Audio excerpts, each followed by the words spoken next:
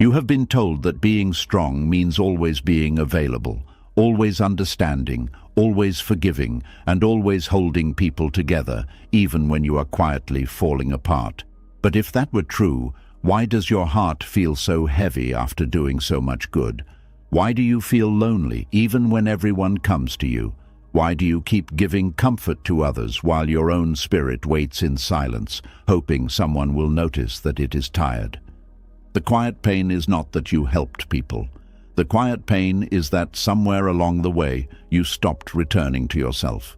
You became a safe place for everyone else, but not for your own sadness. You became the listener, the helper, the patient one, the person who says, "It is okay," even when nothing inside you feels okay. And slowly, without knowing it, you began to disappear behind the needs of others. Buddhist wisdom teaches that compassion is beautiful, but attachment to being needed can become a hidden form of suffering. When you believe your worth comes only from what you give, you begin to fear rest. You begin to feel guilty for peace. You begin to mistake self-abandonment for love, and you keep pouring from an empty bowl, hoping someone will finally see how much it cost you. Tonight, as you listen to these lessons, something inside you may begin to return. The part of you that was left behind in old responsibilities, old pain, old expectations, and old promises to never disappoint anyone may begin to breathe again. Your mind may grow quieter, your heart may soften, and for the first time in a long time, you may realize that coming back to yourself is not selfish. It is sacred. This is not just a lesson about helping others. This is a gentle awakening for the person who has carried too much for too long and forgot that they also deserve care, peace, and a home within themselves. Are you ready? Let's begin. And this is where the first door opens, because before a person can return to themselves, they must understand why they kept leaving themselves in the first place. No one abandons their own peace for no reason. No one keeps walking back into the same emotional fire because they enjoy being burned. Something deeper is happening beneath the surface, something quiet, old, and painful. The wounded mind does not always run toward what is good. Sometimes it runs toward what it recognizes. There is a kind of pain that becomes so familiar, it starts to feel like home. Not because it is peaceful, not because it is healthy, not because it loves you back, but because your mind knows the shape of it. It knows the silence after being ignored. It knows the tension of waiting for someone to change. It knows how to shrink, how to please, how to overthink, how to forgive too quickly, how to blame itself when love feels cold. And because it knows these things so well, it begins to mistake them for safety. This is one of the quietest wounds a person can carry. You can be surrounded by people, busy helping everyone, saying yes, smiling, answering calls, solving problems, being the strong one, and still be trapped inside a pattern that keeps pulling you away from yourself. You may think you are choosing love, loyalty, patience, or kindness, but sometimes what you are really choosing is the pain your nervous system already understands. And Buddhist wisdom asks us to pause here, not with shame, but with awareness. Because until you see the pattern clearly, you will keep calling it your personality, your duty, or your heart. A wounded mind does not always trust peace when peace arrives. Peace can feel strange to someone who has spent years living inside emotional noise. If you grew up needing to read people's moods, explain yourself too much, earn affection, or stay quiet to keep things from falling apart, calmness may not feel natural at first. It may even feel dangerous. When nobody is upset, you may start looking for what is wrong. When someone treats you gently, you may wonder when the softness will end. When life becomes quiet, your thoughts may begin to search for a problem, because your mind has been trained to believe that silence is only the moment before something hurts. This is why familiar pain can feel safer than unknown freedom. The mind prefers what it can predict, even when what it predicts is suffering.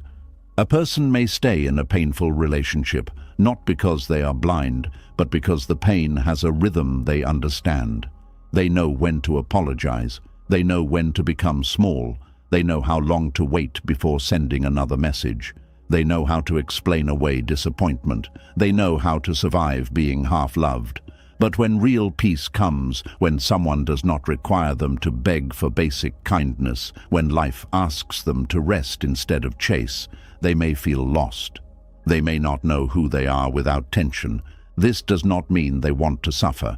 It means suffering has become familiar ground. And familiar ground, even when it is full of thorns, can feel less frightening than an open field. The wounded mind says, "At least I know how this pain works." It says, "At least I know what to expect." It says, "At least I know how to survive here." But freedom asks for something different. Freedom asks you to stop surviving and start living. And for someone who has only known survival, that can feel like stepping into a new world without a map. Buddhist wisdom teaches that suffering often continues because of attachment. But attachment is not always attachment to pleasure. Sometimes it is attachment to pain. This is difficult to admit because nobody wants to believe they are attached to what hurts them. Yet attachment does not mean you like something. It means something has power over your mind. It means your thoughts keep circling it. Your emotions keep reacting to it. Your body keeps preparing for it. Your identity keeps forming around it. And even when you try to leave it, some part of you still looks back. This is why a person can know something is hurting them and still return to it. They know the conversation will leave them drained, but they answer the call. They know the person will not show up differently, but they wait. They know the place no longer brings peace, but they keep visiting it in memory. They know they are tired, but they keep offering themselves to people who only notice them when they need something. From the outside, it may look simple. People may say, "Just stop going back." But the inner world is not so simple. The wounded mind is not just making choices. It is repeating training. Pain trains the mind through repetition. The first time you are ignored, it hurts. The second time, it confuses you. The third time, you begin to study it.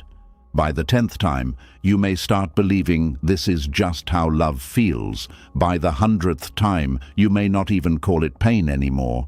You may call it normal. You may say, "That is just how people are." You may say, "I am used to it." You may say, "It is not that bad." And those words may sound strong, but sometimes they are not strength. Sometimes they are the language of someone who has lowered their expectations just to keep a connection alive. The mind is powerful, but it is also protective. It will do almost anything to help you survive what you are not ready to face. If accepting the truth would break your heart, the mind may soften the truth. If seeing someone clearly would force you to leave, the mind may create excuses for them. If admitting you are exhausted would require you to stop being available to everyone, the mind may tell you that you are fine. This is not foolishness. This is protection. But sometimes the same protection that helped you survive becomes the wall that keeps you trapped. A wounded mind often chooses familiar pain because unfamiliar peace requires a new identity. If you have always been the giver, who are you when you stop overgiving? If you have always been the one who understands everyone, who are you when you finally say, "I cannot carry this"? If you have always been the person who stays, who are you when you walk away calmly?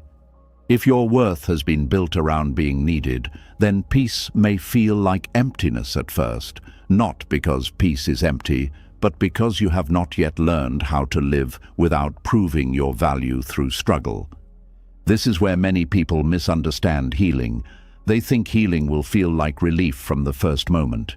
Sometimes it does, but often healing feels uncomfortable before it feels peaceful. It feels like guilt when you choose yourself. It feels like fear when you stop chasing. It feels like loneliness when you no longer return to people who only knew how to use your kindness. It feels like silence after years of noise. It feels like standing in a room where nothing is burning, yet your body is still looking for smoke. This is not failure. This is withdrawal from old suffering. The body and mind are learning that they do not have to live on alert anymore. They are learning that love does not have to feel like begging. They are learning that peace is not a trap. They are learning that rest is not laziness. They are learning that being unavailable to what harms you is not cruelty, it is wisdom. But learning this takes patience, because old pain does not leave just because you understand it once. It leaves as you stop feeding it with your return. The wounded mind mistakes familiar pain for safety because it confuses recognition with protection. Just because something is familiar does not mean it is safe. A cage can be familiar. A storm can be familiar. Loneliness can be familiar. Waiting can be familiar. Being chosen only when convenient can be familiar. Carrying everyone else while nobody carries you can be familiar. But familiarity is not the same as peace. It is only the mind saying, I have been here before. And Buddhist wisdom reminds us that awareness begins when we stop asking, do I know this? And start asking, does this free me? That question can change everything. Does this free me, or does it keep me small? Does this love bring me closer to myself, or does it make me disappear? Does this responsibility come from compassion or from fear of disappointing people? Does this forgiveness bring peace, or does it give someone permission to wound me again? Does this familiar place nourish my spirit, or does it only remind my nervous system of what it learned to survive? These questions are not easy because the answers may ask you to change your life. And change is not always dramatic. Sometimes it is very quiet. It is not answering immediately. It is not explaining yourself to someone committed to misunderstanding you. It is noticing the urge to return and letting it pass. It is allowing guilt to be present without obeying it. It is choosing rest even when your mind says you should be doing more. It is feeling the old pull toward pain and whispering, I know this place, but I do not have to live here anymore. There is deep wisdom in that pause. In Buddhism, the pause between feeling and action is sacred. A feeling can rise, but you do not have to become its servant. A memory can appear, but you do not have to follow it back into suffering. A person can call, but you do not have to abandon yourself to answer. A wound can ache, but you do not have to reopen it just to prove you are loving. This is where freedom begins. Not in never feeling pain, but in no longer letting pain choose your path. For many people, familiar pain began as the only way they knew how to receive connection. Maybe love came with criticism. Maybe attention came only when there was crisis. Maybe peace never lasted long enough to trust it. Maybe you had to become useful before you felt valued. Maybe you learned that your needs were too much, but other people's needs were always urgent. So now, as an adult, you may find yourself drawn to situations where you must earn what should be freely given. You may feel more comfortable proving your worth than receiving care. You may feel safer helping than being helped. You may feel stronger giving advice than admitting you are tired. This is how the wounded mind builds a false sense of safety. It says, if I am useful, they will not leave. It says, if I am patient, they will change. It says, if I give enough, they will finally see me. It says, if I do not ask for too much, I will not be rejected. But beneath all these thoughts is a frightened part of you trying to secure love through self-abandonment. And the sad truth is that people who benefit from your self-abandonment may not encourage your healing. They may enjoy the version of you that never says no. They may call you kind when you are actually exhausted. They may praise your strength while ignoring your pain. This is why you must become honest with yourself, not bitter, not cold, not hateful, honest. There is a difference. Bitterness says, nobody deserves my care. Honesty says, my care must include me too. Coldness says, I will never open my heart again. Wisdom says, I will not open my heart where it is repeatedly harmed. Hatred says, I want them to suffer. Freedom says, I no longer need to suffer with them. Buddhist wisdom does not ask you to stop loving. It asks you to love with clear eyes. Clear seeing is one of the greatest acts of healing. When you see clearly, you stop decorating pain with beautiful names. You stop calling neglect a busy season. You stop calling emotional distance mystery. You stop calling inconsistency passion. You stop calling being used a purpose. You stop calling exhaustion devotion. You stop calling fear loyalty. You stop calling familiar suffering home. You begin to see things as they are, not as your wound wishes they could become. And when you see clearly, grief may come. This grief is natural. You may grieve the years you spent trying to be chosen. You may grieve the version of yourself that accepted so little.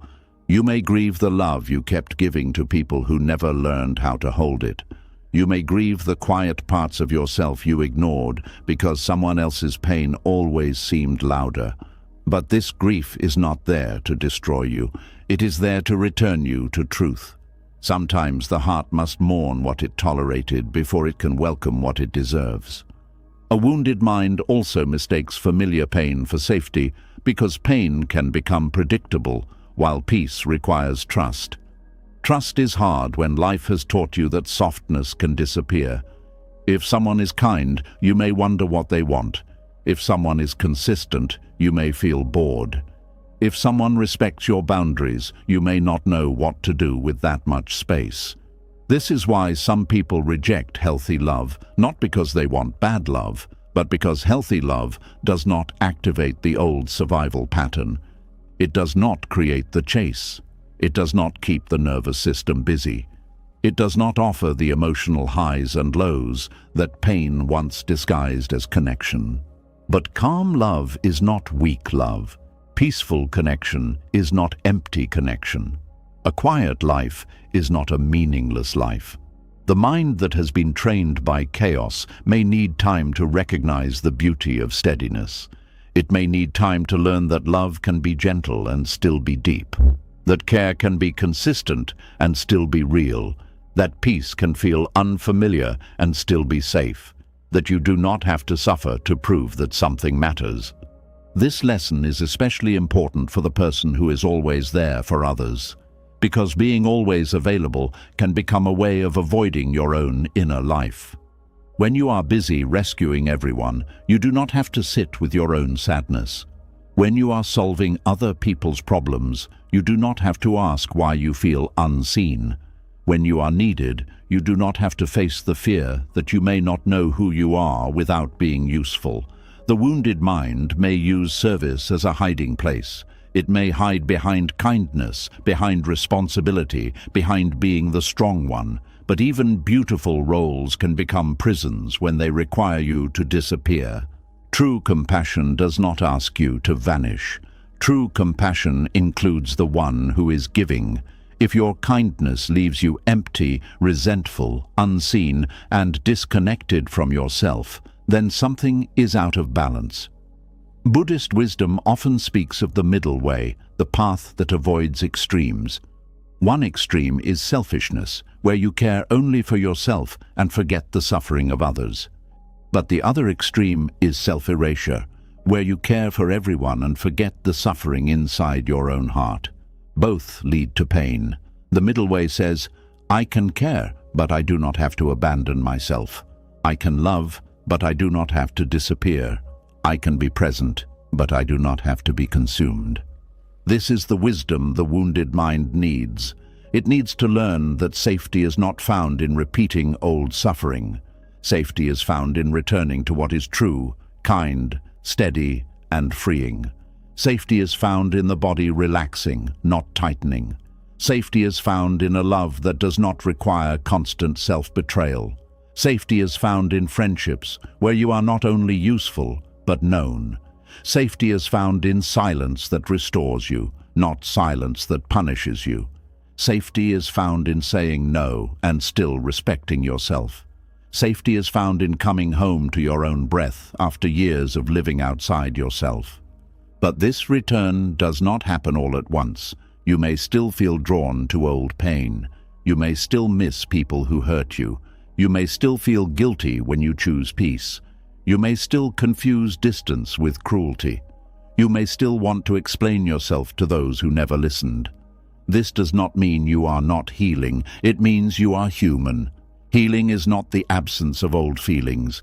Healing is the ability to feel them without letting them lead you back into the same suffering. There is a quiet strength in saying, "This feels familiar, but it is not good for me." There is wisdom in saying, "My body knows this chaos, but my spirit deserves peace." There is freedom in saying, "I can miss someone and still not return." There is maturity in saying, "I can understand why I stayed, but I will not use that understanding as a reason to keep staying." This is how the wounded mind begins to become a wise mind, not by attacking itself, but by seeing itself with compassion. You do not heal by hating the part of you that went back. You heal by understanding why it went back. That part was trying to feel safe. That part was trying to be loved. That part was trying to repair an old wound. That part thought if it could finally win love from the same type of pain, then maybe the past would stop hurting. But the past does not heal because a similar person finally chooses you. The past heals when you stop asking pain to give you proof of your worth. This is a deep turning point. Many people are not only attached to a person or a situation, they are attached to the hope that this time the old story will end differently. This time, the unavailable person will become present. This time, the selfish person will see your sacrifice. This time, the family member will understand your heart. This time, the friend will show up for you the way you showed up for them. This time, the wound will be repaired at the place where it was created. But often, the wound deepens because you keep returning to the same empty well, hoping it will become a river. Buddhist wisdom teaches that craving keeps suffering alive. Craving says, "I need this to be different before I can be free." Wisdom says, "I can be free even if this never becomes what I hoped." That sentence may hurt, but it also opens the door, because the moment you stop waiting for familiar pain to become safe, you begin to take your life back. You begin to stop asking the wrong places for shelter. You begin to stop bending your spirit around people who only love you when you are easy for them. You begin to stop confusing endurance with destiny. The wounded mind may resist this at first. It may say, "But I have already invested so much." It may say, "But I know them." It may say, "But what if they change?" It may say, "But who will I be without this?" These questions are painful, but they are also honest. And the answer is not to force yourself to become detached overnight. The answer is to bring awareness to the craving. Sit with it, breathe with it, watch how it rises in the body, watch how it tells stories, watch how it tries to pull you back. You do not have to fight it like an enemy, you only have to stop obeying it like a master. This is the practice of inner freedom. A thought appears, but you do not have to follow it. A longing appears, but you do not have to feed it. A memory appears, but you do not have to turn it into a sign. A fear appears, but you do not have to build your life around it. You can observe the wounded mind with tenderness and still choose differently. You can say, "I see why this feels safe to me, but I also see what it costs me." And what has it cost you? Maybe it has cost you sleep. Maybe it has cost you joy. Maybe it has cost you years of emotional energy. Maybe it has cost you your own voice. Maybe it has cost you the ability to know what you feel before checking what everyone else needs. Maybe it has cost you the simple peace of waking up without dread. Maybe it has cost you yourself. And if it has cost you yourself, then no familiar pain is worth keeping. Returning to yourself begins when you stop treating your own suffering as less important than everyone else's comfort. It begins when you notice the old pattern before you enter it. It begins when you stop asking, "How can I keep them okay?" and begin asking, "What is happening to me in this connection?" It begins when you stop making your body pay the price for other people's lack of awareness. It begins when you understand that being loving does not mean being endlessly available to what drains you. The wounded mind becomes safer when you teach it new evidence.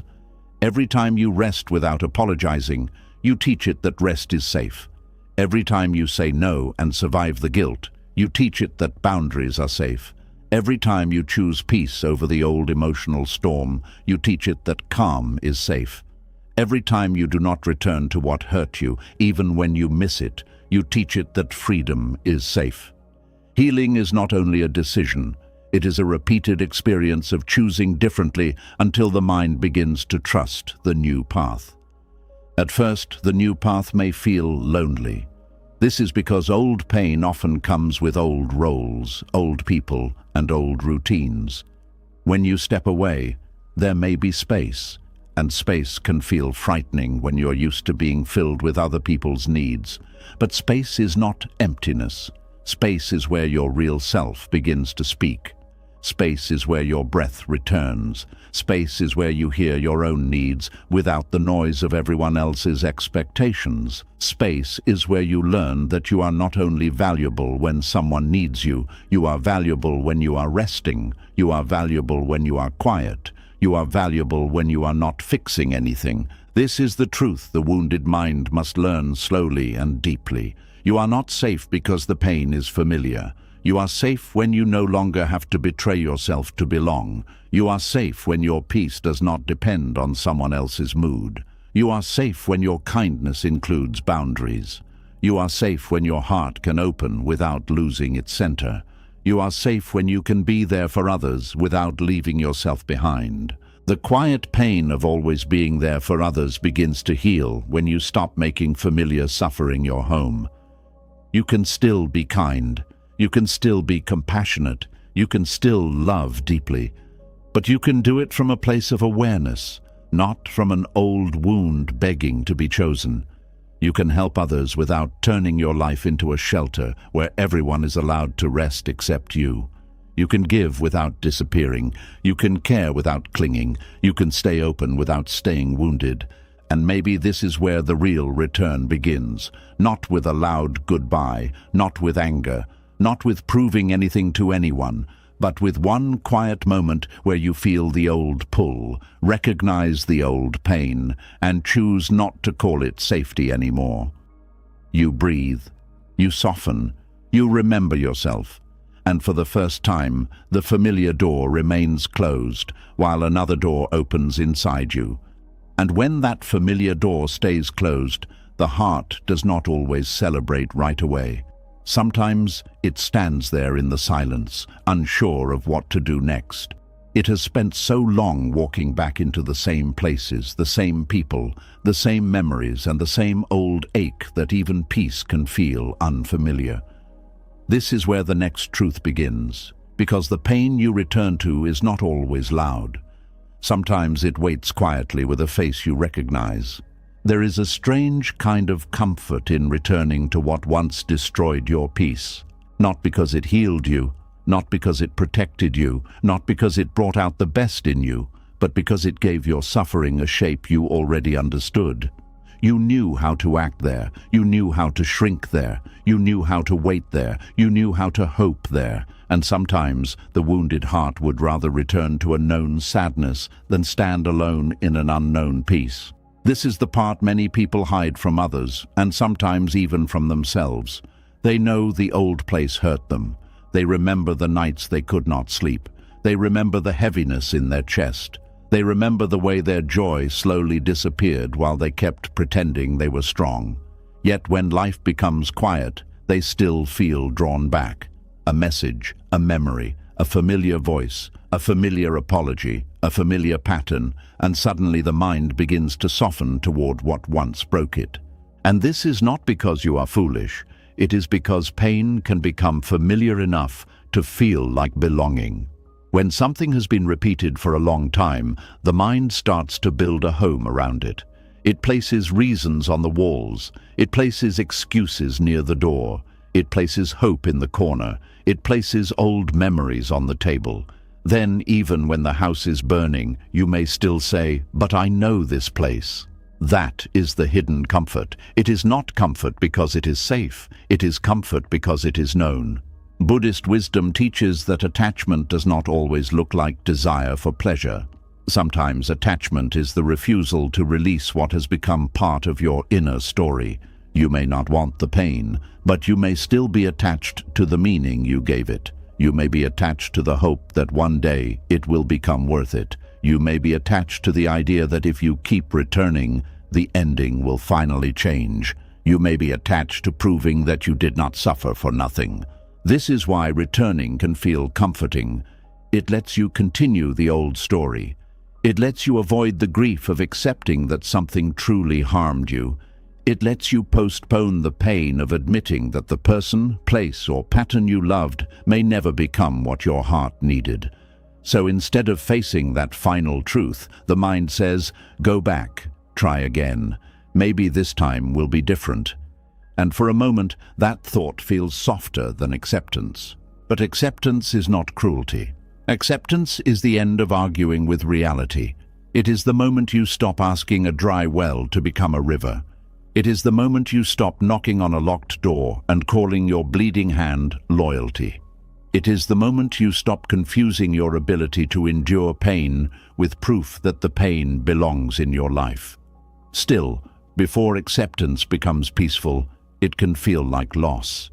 That is why so many people turn around just before freedom begins. The hidden comfort of returning to old pain is that it saves you from facing emptiness. When you leave what once consumed you, there is space. And space can feel frightening to someone who has spent years being filled with worry, longing, tension, and responsibility. If your days were built around someone else's mood, silence can feel strange. If your thoughts were always occupied by what went wrong, calmness can feel too wide. If your heart was always waiting for proof of love, stillness can feel like abandonment. So the mind runs back, not always because it wants the person, but because it wants the noise. It wants the old emotional task. It wants something to solve, something to decode, something to chase. It wants the familiar pressure because pressure gives it a job. Without that job, you may have to sit with yourself. You may have to feel the tiredness you ignored. You may have to hear the small voice inside asking, "What about me?" And that question can be more painful than the old chaos. This is how self-abandonment hides behind devotion. You may think you are returning because you care deeply, but sometimes you are returning because caring for someone else helps you avoid caring for yourself. Their confusion gives you something to study. Their sadness gives you something to fix. Their distance gives you something to chase. Their need gives you a reason to stay useful. And as long as you are busy trying to rescue them, you do not have to face the part of you that also needs rescue. There is no shame in seeing this. Shame only pushes the wound deeper. Awareness brings it into the light. You can say, "A part of me feels useful when I am needed, even when I am being drained." You can say, "A part of me feels safer chasing love than receiving calm love." You can say, "A part of me is afraid that if I stop giving, I will stop mattering." These are not easy truths, but they are freeing truths, because what you can see clearly, you no longer have to obey blindly. Many people mistake familiarity for destiny. They say, "I keep going back, so maybe it means something." But repetition is not always a sign of purpose. Sometimes it is a sign of an unhealed wound. Just because something keeps pulling you does not mean it is calling you toward your future. Sometimes it is calling you back to the place where your pain learned its first language. The pull may be strong, but strength does not always mean truth. Craving can be strong, fear can be strong, habit can be strong, loneliness can be strong, but none of these are the same as wisdom. Buddhist wisdom invites you to look at the pull without becoming the pull. When the memory comes, look at it. When the longing rises, breathe with it. When the old desire says, "Return," do not attack it, but do not bow to it either. Ask it gently. What are you really asking for? Is it asking for love? Is it asking for safety? Is it asking for closure? Is it asking to feel chosen? Is it asking to go back because the present feels too quiet? When you ask this way, the longing begins to reveal its deeper hunger. Often, you are not longing for the old pain. You are longing for what you hoped would finally appear inside it. You are longing for the apology that would make the suffering feel seen. You are longing for the change that would prove your patience was not wasted. You are longing for the tenderness that showed up only in pieces. You are longing for the version of the person or situation that lived more in your hope than in your reality. And this is where the heart must become honest. Missing what you hoped for is not the same as needing to return to what truly was. There were probably moments of softness. That is what makes leaving confusing. If something was painful every second, it would be easier to walk away. But old suffering often comes mixed with good memories, small kindnesses, laughter, promises, gentle words, and moments that almost felt like home. The mind collects those moments and uses them as proof that the whole thing was worth saving. It says, "But remember when they were kind." It says, "But remember when it felt real." It says, "But remember the good days." And yes, the good days may have been real, but the harm was real too. Clear seeing means holding the whole truth, not only the beautiful pieces. A few warm moments do not erase long seasons of anxiety. A few apologies do not erase repeated behavior. A few memories do not make a place safe for your spirit. A person can have good qualities and still not be good for your peace. A situation can have meaning and still not belong in your future. A chapter can matter deeply and still need to end. This is difficult because the mind often protects old attachments by editing the past. When enough time passes, it may soften the sharp edges. It may remember the laughter more than the loneliness. It may remember the beginning more than the ending. It may remember potential more than reality. This is why people return to what hurt them and then feel shocked when the same pain returns. They did not go back to the full truth. They went back to a memory that had been cleaned up by longing. Longing is a skilled painter. It can take a broken room and cover it with warm colors.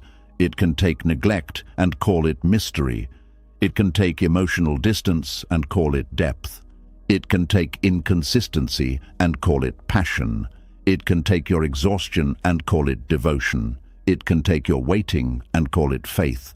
But Buddhist wisdom asks you to see without decoration. What happened? How did it affect your peace? Who did you become while trying to hold on to it? Did your heart expand or did it tighten? Did you become more awake or more afraid?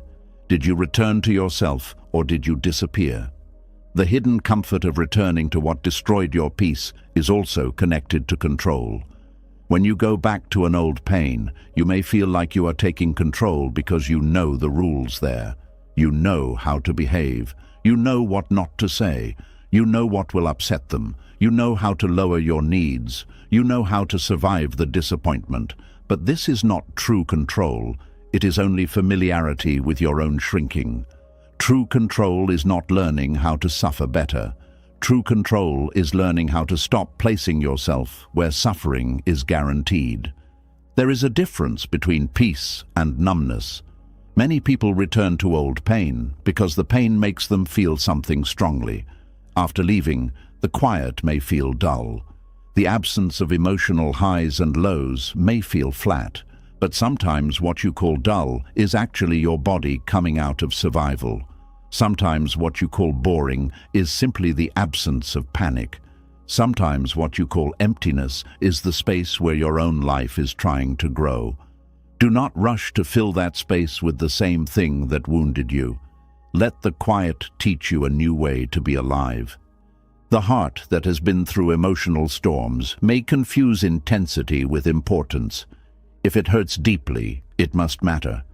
If it makes you cry, it must be love. If it keeps you awake, it must be destiny. If it pulls you back again and again, it must be meant for you. But intensity is not always truth. Sometimes intensity is the nervous system reacting to uncertainty. Sometimes it is the old wound trying to complete an unfinished story. Sometimes it is the body mistaking danger for connection because danger once came from the same places where love was supposed to come from. Peace may not feel intense at first. Peace may feel simple. It may feel quiet. It may feel like no longer needing to explain yourself. It may feel like breathing without checking your phone. It may feel like sleeping without replaying conversations. It may feel like eating without a tight stomach. It may feel like having a day that is not controlled by someone else's emotional weather. At first, the mind may not recognize this as happiness because it is not dramatic. But deep peace does not always arrive like thunder. Sometimes it arrives like your shoulders dropping after years of being raised. Returning to old pain can also feel comforting because it allows you to avoid grief. Grief is not only for people who have died. Grief also comes when you finally admit that a dream is not becoming real. You grieve the relationship you wanted. You grieve the family you needed. You grieve the friend you thought would show up. You grieve the version of yourself that stayed too long. You grieve the years spent waiting for change. And because grief can feel so heavy, the mind may prefer hope, even false hope, because hope keeps the story alive. But false hope is a soft chain. It does not look like a prison at first. It looks like patience. It looks like loyalty. It looks like faith. It says, give it more time. It says, do not give up yet. It says, you have come this far. But wisdom asks, has more time brought more peace or only more exhaustion? This question is not meant to make you harsh. It is meant to return you to reality. Some doors do not stay closed because you failed. They stay closed because your spirit was not meant to keep bleeding there. Buddhist wisdom teaches impermanence. Everything changes. People change. Seasons change. Feelings change. Identities change. And even the pain that once felt endless can change. But attachment often tries to freeze life. It says, this is who I am. This is who they are to me. This is where I belong. This is the story I must finish. Yet life may be asking you to release what your mind keeps trying to preserve. Not because it meant nothing, but because it has completed its lesson. A flower does not fail because it falls from the branch. A season does not betray you because it ends. Some endings are not punishments. They are invitations to stop living where your soul can no longer breathe. The hidden comfort of returning is that you do not have to become new. You can keep playing the old part. You can keep being the one who understands. You can keep being the one who waits. You can keep being the one who accepts little and calls it enough. But the cost is high. Every time you return to what destroyed your peace, you teach your heart that its pain is negotiable. You teach your body that its warning signs can be ignored. You teach your spirit that love means leaving itself behind. And eventually, the part of you that once hoped to be rescued may stop asking to be saved. This is why returning to yourself matters. You are not only leaving a person or a pattern, you are restoring trust with your own heart. Your heart needs to know that when something hurts you repeatedly, you will listen. Your body needs to know that when it tightens, you will pay attention. Your spirit needs to know that when peace is lost, you will not keep trading it for crumbs of affection, approval, or belonging. Self-trust is rebuilt when you stop betraying yourself in the same places. At first, this may feel uncomfortable because old pain often gives quick emotional relief. Sending the message may calm the anxiety for a moment. Answering the call may reduce the guilt for a moment. Going back may remove the loneliness for a moment. But relief is not the same as healing. Relief quiets the craving for a short time. Healing removes the need to keep feeding it. Relief says, I feel better because I returned. Healing says, I can feel discomfort and still not return. Relief is immediate. Healing is deeper. Relief may keep the pattern alive. Healing helps the pattern dissolve. This is why you must learn to sit through the urge to explain, the urge to check, the urge to revisit the memory, the urge to prove your worth, the urge to make them understand, the urge to return just to feel less empty. Sit with it like a wave. It rises, it peaks, it passes. You do not have to turn every wave into a decision. You do not have to treat every feeling as a message from destiny. Some feelings are only old weather moving through the body. When the urge comes, return to the breath. Buddhist practice begins with noticing. Feel the inhale, feel the exhale, feel the body sitting, standing, or lying down. Let the mind speak, but do not let it drive. You can say, "This is longing." You can say, "This is fear." You can say, "This is the old comfort asking for me." Naming the experience gives you space from it. Instead of saying, "I need to go back," you say, "There is a part of me that wants to go back." That small difference is powerful. It reminds you that you are not the craving. You are the one aware of it. The more you practice this, the more you begin to see that the comfort of old pain is not true comfort. True comfort does not leave you anxious afterward. True comfort does not require you to silence your needs. True comfort does not ask you to accept confusion as normal. True comfort does not make your body feel unsafe. True comfort brings you closer to yourself. It gives your heart room. It gives your breath space. It allows you to be honest without fear. It does not punish you for having limits. Sometimes, the reason you return to what destroyed your peace is because you are still waiting for it to give back what it took. You want your confidence back. You want your innocence back. You want your time back. You want your joy back. You want the person or situation to finally admit the cost. But healing rarely comes from the place that wounded you. You may receive an apology one day, or you may not. They may understand one day, or they may not. They may regret it, or they may never see it clearly. If your freedom depends on their awakening, you remain tied to their sleep. This is a painful truth, but also a liberating one. You can heal even if they never understand. You can return to yourself even if they never say sorry. You can rebuild peace even if the past remains unfair. You can stop waiting for the destroyer of your peace to become the restorer of your peace. That role belongs to awareness now. It belongs to compassion. It belongs to the quiet decisions you make when nobody is watching. It belongs to the way you protect your heart without closing it completely. Leaving old pain does not mean you erase the past. It means you stop letting the past choose your direction. The memories may still come. The tenderness may still appear. The questions may still rise. But you do not have to build a home there anymore. You can bow to what was. You can honor what it taught you. You can grieve what it cost you. And then you can keep walking. This is the Buddhist way of release. Not hatred, not drama, not revenge, not pretending you feel nothing.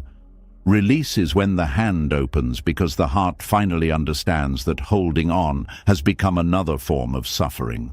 Release is when you stop needing the old story to become beautiful before you allow it to end. Release is when you no longer return to the place that broke your peace just because it still knows your name. And maybe this is where the deeper healing begins. You stop confusing comfort with recognition. You stop believing that because something is familiar, it must belong to you. You stop walking back to the same fire just because you learned how to stand in the heat. You stop giving the past another chance to wound the present. You begin to see that the quiet space you feared is not emptiness. It is your life waiting for you to come back. The hidden comfort of returning to what once destroyed your peace loses its power when you finally tell yourself the whole truth. Yes, it was familiar. Yes, there were moments you miss. Yes, part of you still aches. Yes, walking away may feel lonely at first. But no, pain is not a home. No, exhaustion is not devotion. No, confusion is not love. No, losing yourself is not loyalty.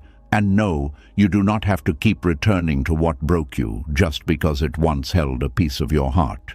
You can be grateful for the lesson without repeating the wound. You can love what was good without returning to what was harmful. You can miss someone and still choose distance. You can feel tenderness and still protect your peace. You can forgive without reopening the door. You can understand without staying available. You can release without hatred. You can leave without becoming cold. You can choose yourself without becoming selfish. And when that truth settles inside you, peace begins to feel less foreign. The silence becomes less frightening. The space becomes less empty. The old pull may still visit, but it no longer rules. You begin to recognize the difference between a wound calling you back and wisdom calling you forward. You begin to understand that the comfort you were seeking was never truly in the old pain. It was in the part of you that survived it, waiting patiently for you to stop leaving yourself behind. So when the old door calls again, pause before you touch the handle. Notice what part of you wants to enter. Is it your peace or your fear? Is it your wisdom or your loneliness? Is it your healed self or the wounded self still hoping to be chosen? Then breathe, let the answer rise without force. And if the truth is that returning would cost you yourself again, step back gently, not with anger, not with pride, but with the quiet dignity of someone who finally understands that peace is not found by returning to what destroyed it. This is how you begin to come home. Not all at once, not perfectly, not without longing, but honestly. One pause at a time, one closed door at a time, one remembered breath at a time, one refusal to abandon yourself at a time, and slowly the place that once pulled you back begins to lose its power, while the self you once forgot begins to become familiar again. And as the forgotten self begins to become familiar again, another hidden force rises inside you. It does not always feel like fear. It does not always sound like pain. Sometimes it sounds like reason. Sometimes it sounds like pride. Sometimes it sounds like loyalty. Sometimes it sounds like a voice saying, "This is just who I am." But beneath that voice is often the ego, standing guard over an old wound because it knows how to survive there. There is a part of you that would rather defend the pain you know than surrender to the peace you do not yet understand. It is not because you are broken. It is because the ego does not care first about freedom. It cares first about survival. And if suffering has been the place where you learn to survive, the ego may protect that suffering like it is protecting your life. The ego is not always loud arrogance. It is not only the part of a person that wants to be praised, admired, or seen as important. Sometimes the ego is the quiet protector that says, "Do not change too much. Do not let go too fast. Do not admit how much this hurt. Do not face the truth, because if you face it, you may have to become someone new." The ego can stand in front of an old wound like a guard at a locked gate, not because the wound is sacred, but because the ego built its identity around surviving it. This is why healing can feel like a threat. When you begin to return to yourself, the ego may panic. It may ask, "If I stop being the strong one, who am I? If I stop being needed, will anyone stay? If I stop forgiving quickly, will people call me cold? If I stop carrying everything, will my life become empty? If I admit this hurt me, does it mean I was wrong all along?" These questions can feel so heavy that the mind may choose the old suffering again, simply because the old suffering does not demand a new self. Old pain can become a place where the ego feels skilled. It knows the rules there. It knows how to explain. It knows how to defend. It knows how to endure. It knows how to turn disappointment into patience. It knows how to turn neglect into understanding. It knows how to turn self-abandonment into goodness. It knows how to turn exhaustion into identity. And because the ego knows how to function there, it may resist any path that asks for peace, honesty, and release. This is why a person can say, "I want to heal," but still defend the very pattern that keeps them hurting. They may defend the person who drains them. They may defend the family that ignores their pain. They may defend the friend who only appears when they need something. They may defend the habit of overgiving. They may defend the role of being the one who never complains. And if someone gently points out the cost, the ego may answer quickly, "You do not understand. I am just caring. I am just loyal. I am just patient. I am just built this way." But Buddhist wisdom invites a deeper question. Are you truly built this way, or were you trained this way? Is this your nature, or is this your wound-wearing familiar clothing? Is this compassion, or is this fear of being unwanted? Is this patience, or is this attachment to suffering? Is this love, or is this the ego protecting an old identity because it does not know who you are without it? The ego loves old identities because they give life a shape. Even painful identities can feel powerful. The one who survives everything, the one who forgives everyone, the one who never needs help, the one who can handle what others cannot, the one who stays calm while falling apart inside. These identities may look noble from the outside, but inside they can become heavy prisons. They keep you admired, but not cared for. They keep you useful, but not known. They keep you strong, but not free. This is one of the quiet tragedies of being always there for others. Your ego may begin to take pride in your own neglect.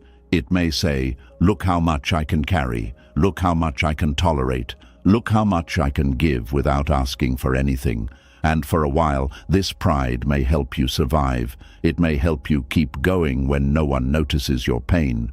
It may help you feel valuable when people only come close to receive from you. But over time, the same pride that helped you endure may stop you from admitting that you are tired. That is how the ego protects suffering. It turns pain into proof of worth. It says, if I suffered this much, it must mean I am good. It says, if I stayed this long, it must mean I am loyal. It says, if I gave this much, it must mean I loved deeply. And while some of this may be true, it is not the whole truth. You can be good and still need rest. You can be loyal and still leave harm. You can love deeply and still accept that love without wisdom becomes self-destruction. You can have a kind heart and still stop offering it to places that only know how to take. The ego also protects old suffering because admitting the truth can feel humiliating. It hurts to admit that you stayed too long. It hurts to admit that someone did not value you the way you hoped. It hurts to admit that the person you kept defending was also the person who kept wounding you. It hurts to admit that your silence was not always peace, but fear. It hurts to admit that you called it understanding when you were actually afraid to ask for more. The ego wants to avoid that shame, so it may choose denial over freedom. Denial feels softer in the beginning. It says, it was not that bad. It says, everyone goes through this. It says, I am being too sensitive. It says, they had a hard life too. It says, maybe I expected too much. But denial is not real softness. It is a blanket placed over a wound that still needs air. The wound may be hidden, but it does not heal. It waits. It shapes your reactions. It influences your choices. It teaches you to call familiar pain normal. Buddhist wisdom does not shame denial. It understands why the mind hides from truth. The mind hides because truth can feel like a breaking. But in the spiritual path, truth is not meant to destroy you. Truth is meant to remove the false shelter. A false shelter may protect you from rain for one night, but if it is built on poison, you cannot live there forever. There comes a moment when the soul must say, I am grateful for what helped me survive, but I cannot keep calling it home.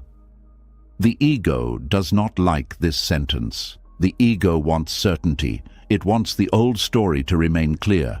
It wants you to be right about what you chose. It wants your suffering to have a reward. It wants the people you loved to become the people you needed. It wants the time you spent to prove meaningful in the way you expected. But healing often asks you to release the need for the past to justify itself. Some things were lessons, not destinations. Some people were mirrors, not homes. Some seasons were teachers, not life sentences. When the ego protects old suffering, it often uses memory as evidence. It brings up the good moments. It says, remember when they cared. Remember when they apologized. Remember when they needed you. Remember when you felt close. And because those memories are real, the heart listens.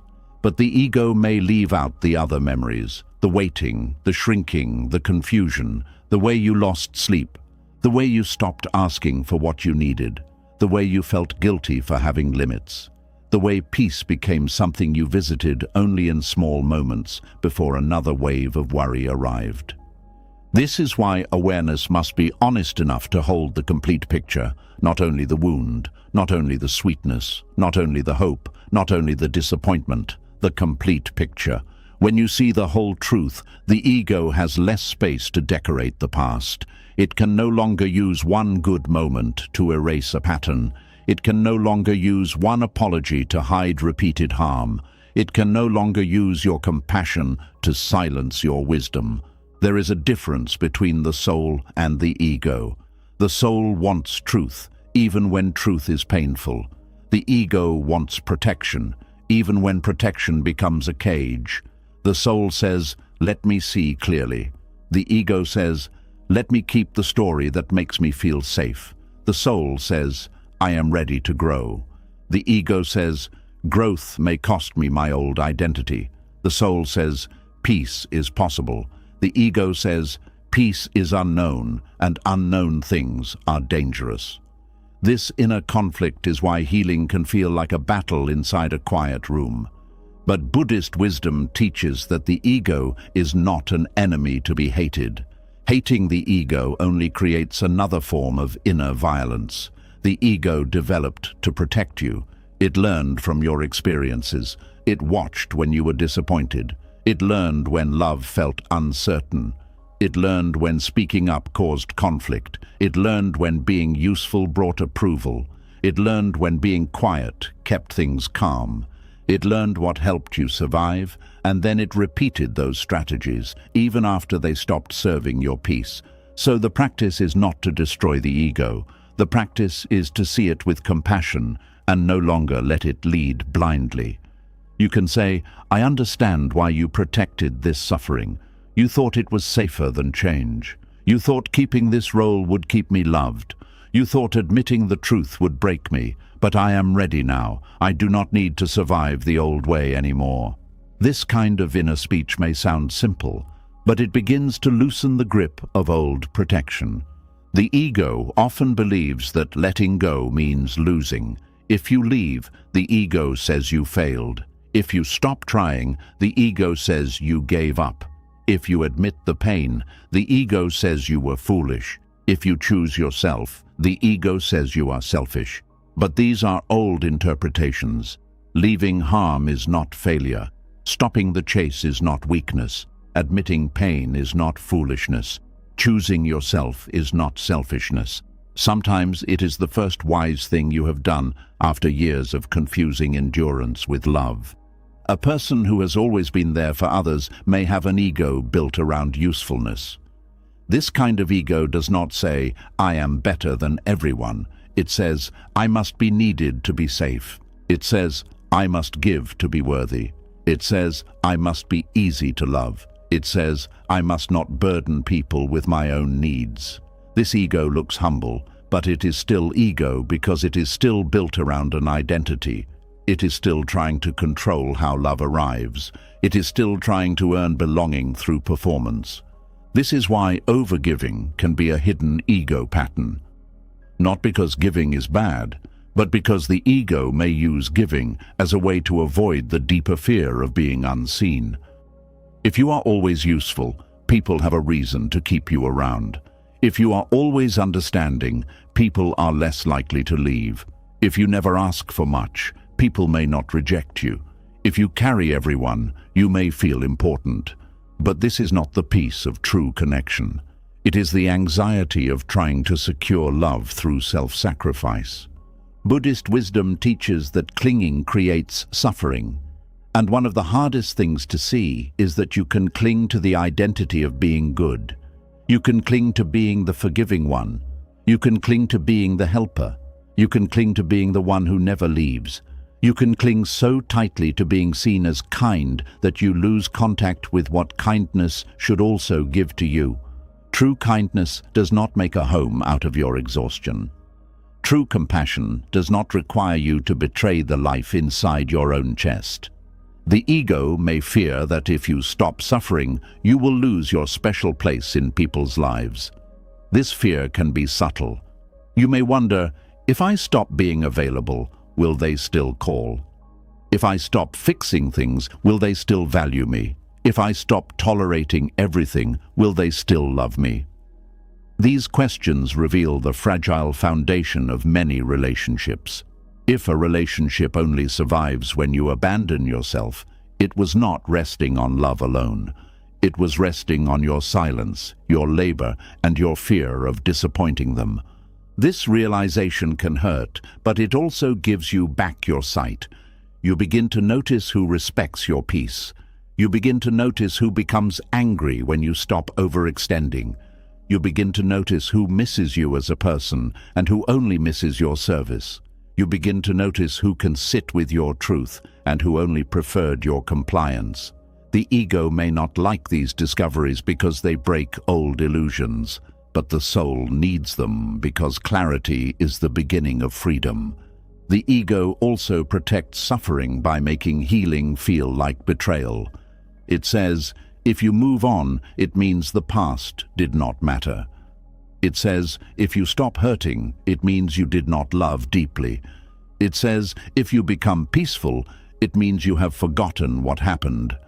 But healing is not betrayal. Healing is not forgetting. Healing is not disrespecting the pain you went through. Healing is allowing the pain to stop controlling the rest of your life.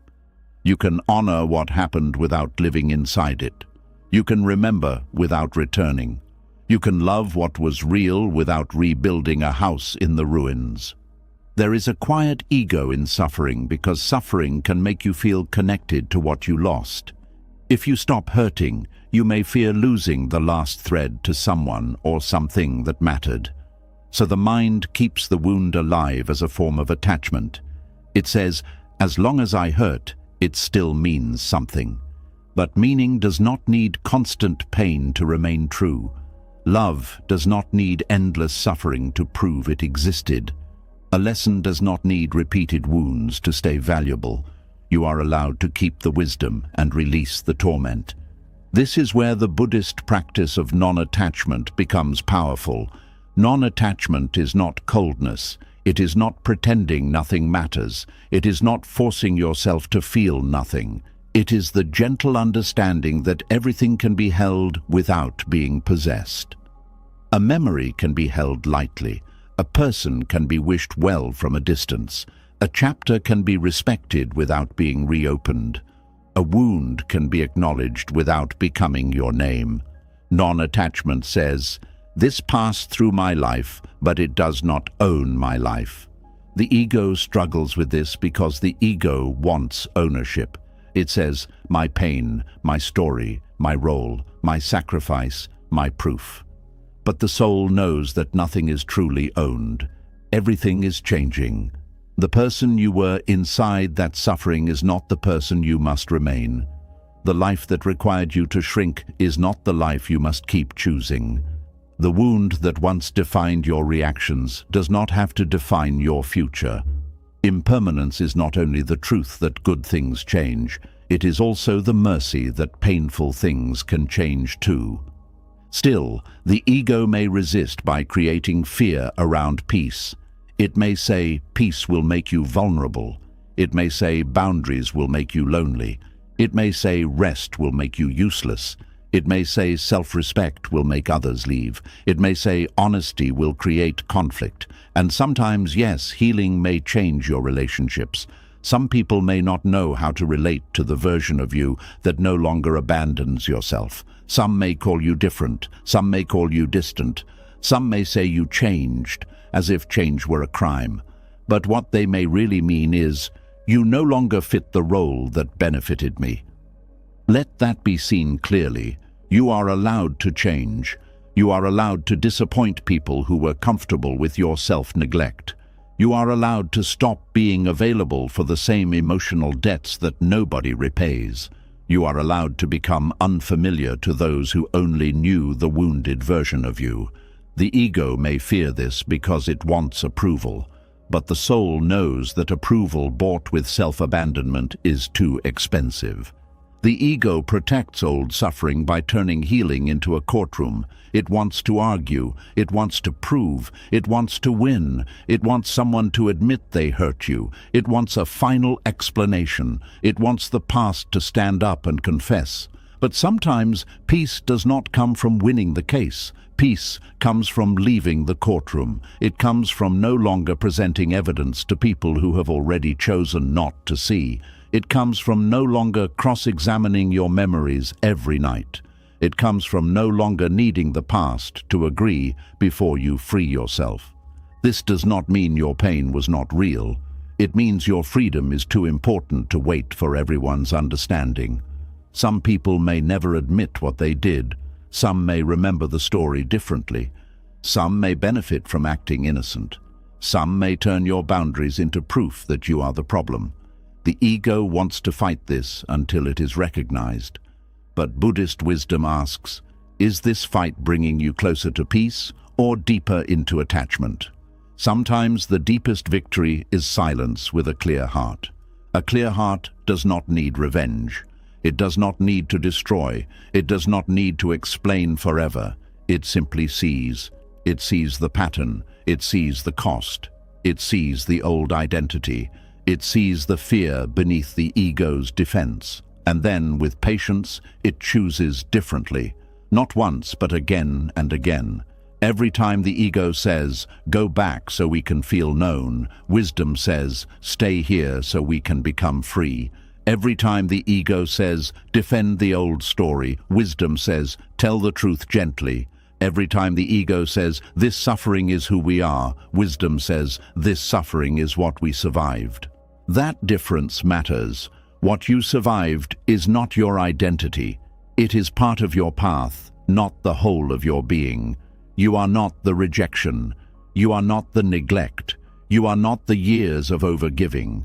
You are not the silence you endured. You are not the old role that kept you safe. You are the awareness that can now see it. You are the breath returning after the storm. You are the one who can choose not to turn pain into a permanent home. The ego may still try to protect the old suffering because it is afraid of the unknown. So be gentle with that fear. Do not mock it. Do not rush it. Do not pretend it is not there. Sit with it. Let it speak. Then ask it, what are you trying to protect me from? Often, beneath the ego's defense, you will find a simple fear. The fear of not being loved, the fear of being wrong, the fear of being alone, the fear of losing meaning, the fear of having to start again. Once you see the fear, the ego softens. It no longer has to shout through pride, excuses, or denial. And when it softens, truth can enter. You begin to understand that you do not need to protect suffering to honor your survival. You do not need to keep old pain alive to prove it mattered. You do not need to remain the wounded version of yourself so others can recognize you. You do not need to keep returning to the same inner place just because you learned how to breathe there. There are other rooms inside you, rooms with light, rooms with peace, rooms where your worth is not measured by how much you can endure. The quiet pain of always being there for others begins to heal when the ego stops using suffering as proof of goodness. You are not good because you are exhausted. You are not loving because you are empty. You are not strong because you never ask for care. You are not wise because you can tolerate what breaks your spirit. True goodness has balance. True love has awareness. True strength can rest. True wisdom knows when a wound has taught enough. So when the ego rises to defend the old suffering, listen carefully, but do not hand it your future. It may say, this is familiar. You can answer, yes, but familiar is not always free. It may say, this is who we are. You can answer, no, this is who we became to survive. It may say, if we let go, we lose everything. You can answer, if we keep holding on, we lose ourselves. It may say, we know how to live there. You can answer, now we are learning how to live here. And this is how the ego becomes a servant of wisdom instead of a guard of suffering. It does not disappear. It learns. It stops protecting the wound and starts protecting the peace. It stops defending old patterns and starts respecting new boundaries. It stops confusing survival with identity and begins to understand that the self is wider than pain. Slowly, the inner guard lowers its weapon. The locked gate opens, and what was once protected as a wound can finally be touched by light. This is not the end of healing, but it is a sacred turning. Because once you see how the ego protects old suffering, you can stop mistaking every defense for truth. You can stop believing every excuse your fear creates. You can stop calling self-abandonment love just because the ego is proud of how much it survived. You can bow to the part of you that endured, thank it for bringing you this far, and gently tell it that survival is no longer the only path. Now, something deeper can begin. Not just leaving the old pain, not just closing the old door, but releasing the identity that was built around needing that pain to make sense. And when that identity begins to loosen, peace no longer feels like a threat. It starts to feel like a place you are allowed to enter, a place where you do not have to prove your worth through suffering, a place where you can be kind without disappearing, a place where you can remember the past without living there. A place where the ego no longer has to protect the wound, because the soul has finally chosen freedom. And when the ego finally stops guarding the old wound as if it were a sacred home, something deeper begins to rise. You may think the next step should feel peaceful. You may think the moment you choose healing, your body will immediately trust it. But often, the first thing healing touches is not calm. It touches the chaos you have learned to call normal. It touches the old noise, the old pressure, the old urgency, the old fear of quiet. And suddenly, the peace you prayed for can feel like a place you do not know how to live in. There is a kind of tiredness that does not come from doing too much, but from being too used to disorder. Your heart may be begging for rest, yet your body may still keep searching for the storm. That is the painful mystery. You want peace, but peace feels strange. You want healing, but healing feels like losing the only version of life you know. When chaos becomes your normal, healing can feel threatening because it asks you to leave the emotional climate you were trained to survive. It asks you to stop living as if danger is always one breath away. It asks you to stop reading every silence as rejection, every delay as punishment, every shift in someone's tone as proof that something is wrong. It asks you to stop living with your heart half open and your body half ready to run. And when you have spent years being alert, this kind of calm can feel less like safety and more like being unprepared. This is why many people do not run from healing because they hate peace. They run from healing because peace exposes how long they have been living in survival. When life becomes quiet, the body can finally feel what it had been holding. The sadness that was pushed down begins to rise. The anger that was covered with politeness begins to speak. The exhaustion hidden behind being helpful begins to reveal itself.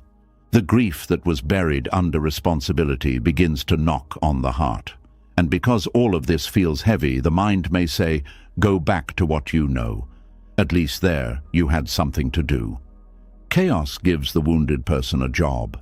That is one of its strongest traps. When someone is upset, you can fix. When someone pulls away, you can chase. When someone misunderstands you, you can explain.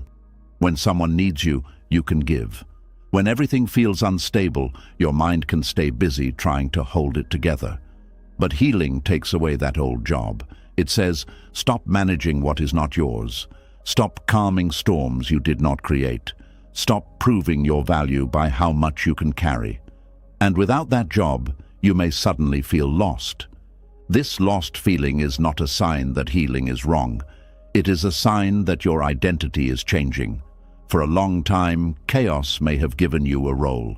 You may have been the strong one, the patient one, the forgiving one, the listener, the peacemaker, the person who knows how to stay calm while everyone else falls apart.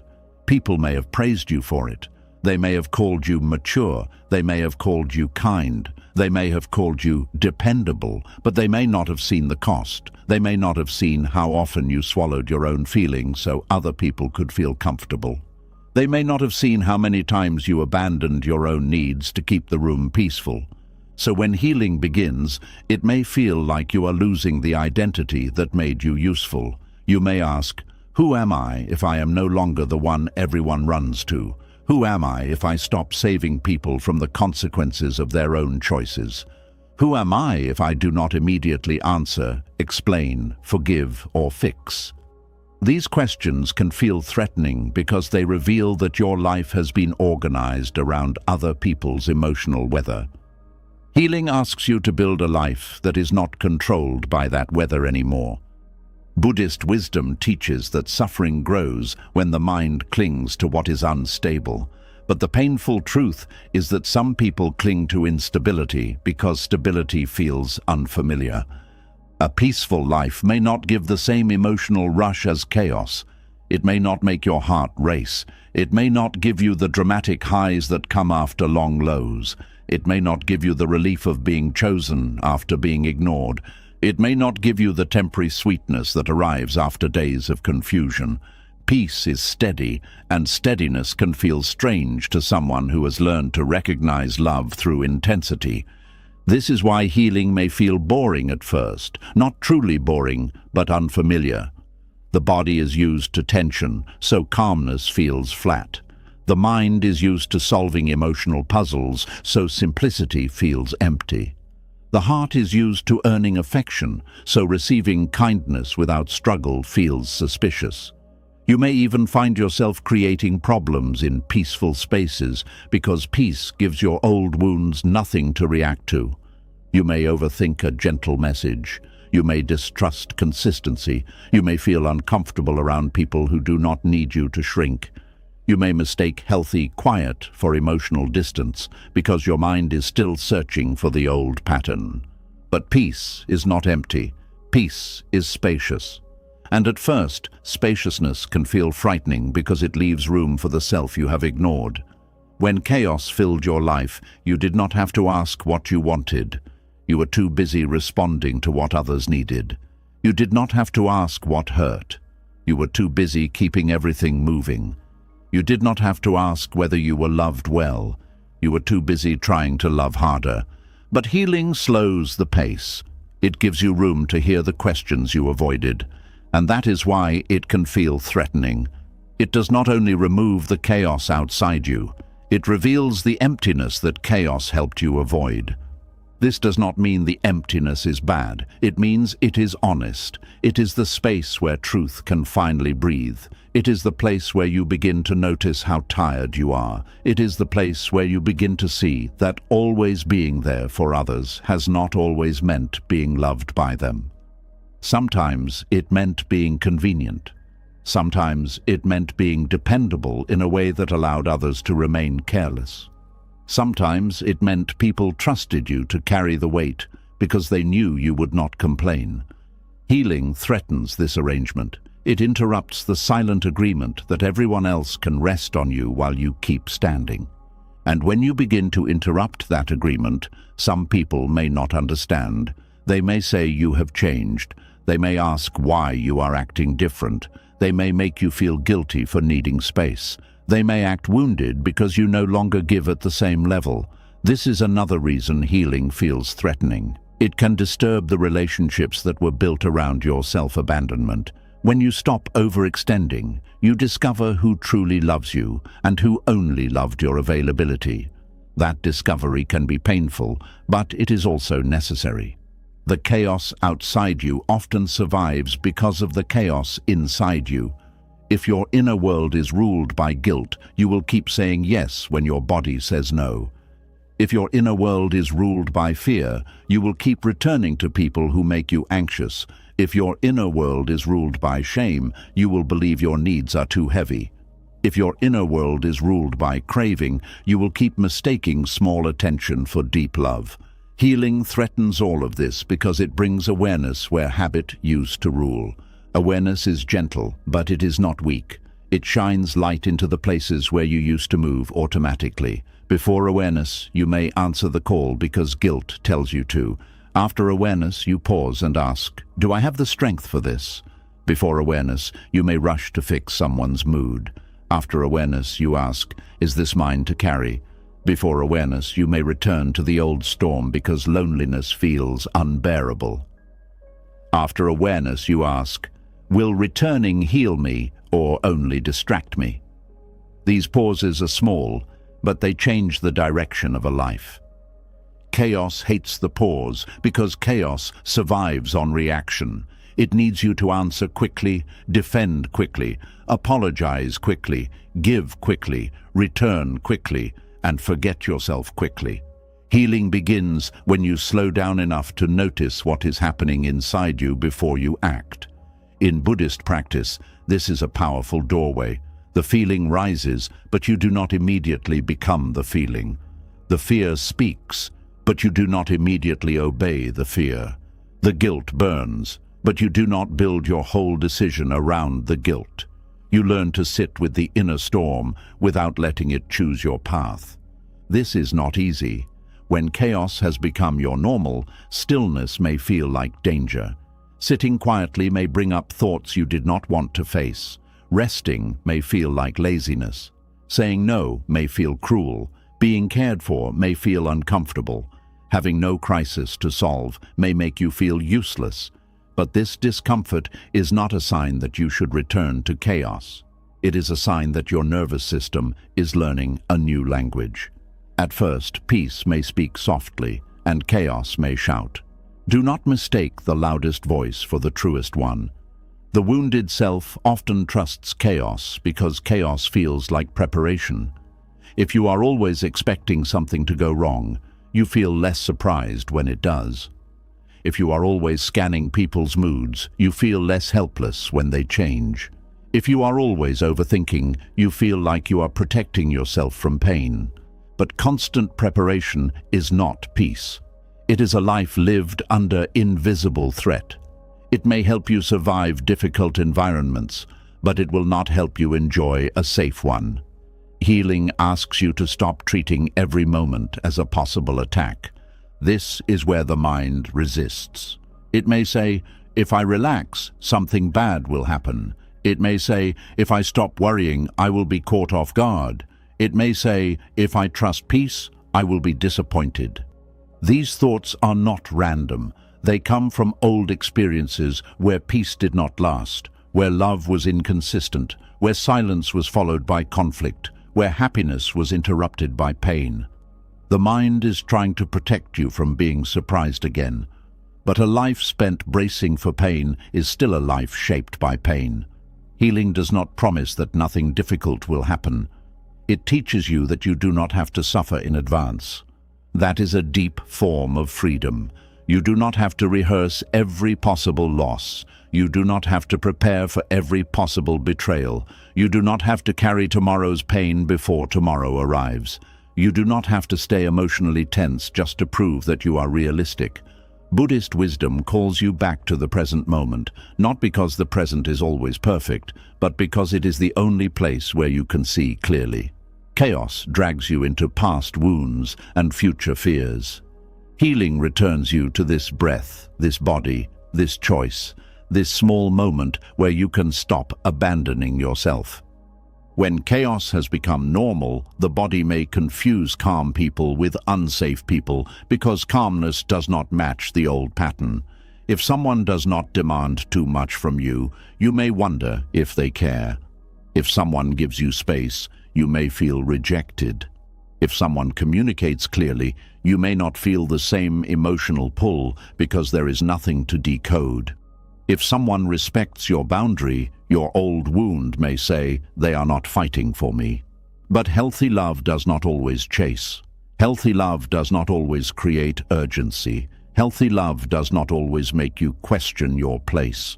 Sometimes, healthy love is so simple that the wounded heart does not recognize it at first. This is why healing also requires learning new definitions. Love is not the anxiety of waiting to be chosen. Loyalty is not staying where your spirit keeps shrinking. Compassion is not letting people wound you because they are wounded too. Strength is not pretending you have no needs. Peace is not emptiness. Boundaries are not rejection. Rest is not failure. Distance is not hatred. Silence is not always abandonment. And calmness is not always a warning that something is about to go wrong. The old definitions were created in chaos. Healing gives you new ones, but new definitions only become real when you practice them. You do not learn peace by thinking about peace once. You learn peace by choosing it in small moments. You learn it when you do not explain yourself to someone who only wants to argue. You learn it when you allow a message to remain unanswered until you are calm. You learn it when you leave a room instead of losing yourself in it. You learn it when you tell the truth softly instead of swallowing it. You learn it when you rest without asking permission from guilt. At first, these choices may feel uncomfortable because they break the old rhythm. You may feel selfish, you may feel unkind, you may feel like you are becoming distant. But often, you are not becoming distant. You are becoming present to yourself.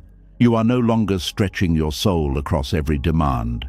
You are no longer making your life a hallway where everyone can pass through while you have nowhere to sit. You are no longer confusing being needed with being loved. This shift may unsettle you, but it is part of healing. Chaos also becomes normal when pain gives you a sense of purpose. If your life has been centered on fixing, saving, managing, and enduring, then peace may feel like a loss of meaning. You may wonder what to do with yourself when no one needs rescuing. But your purpose is not only to be useful in other people's storms. Your life is not meaningful only when you are exhausted. There is purpose in joy.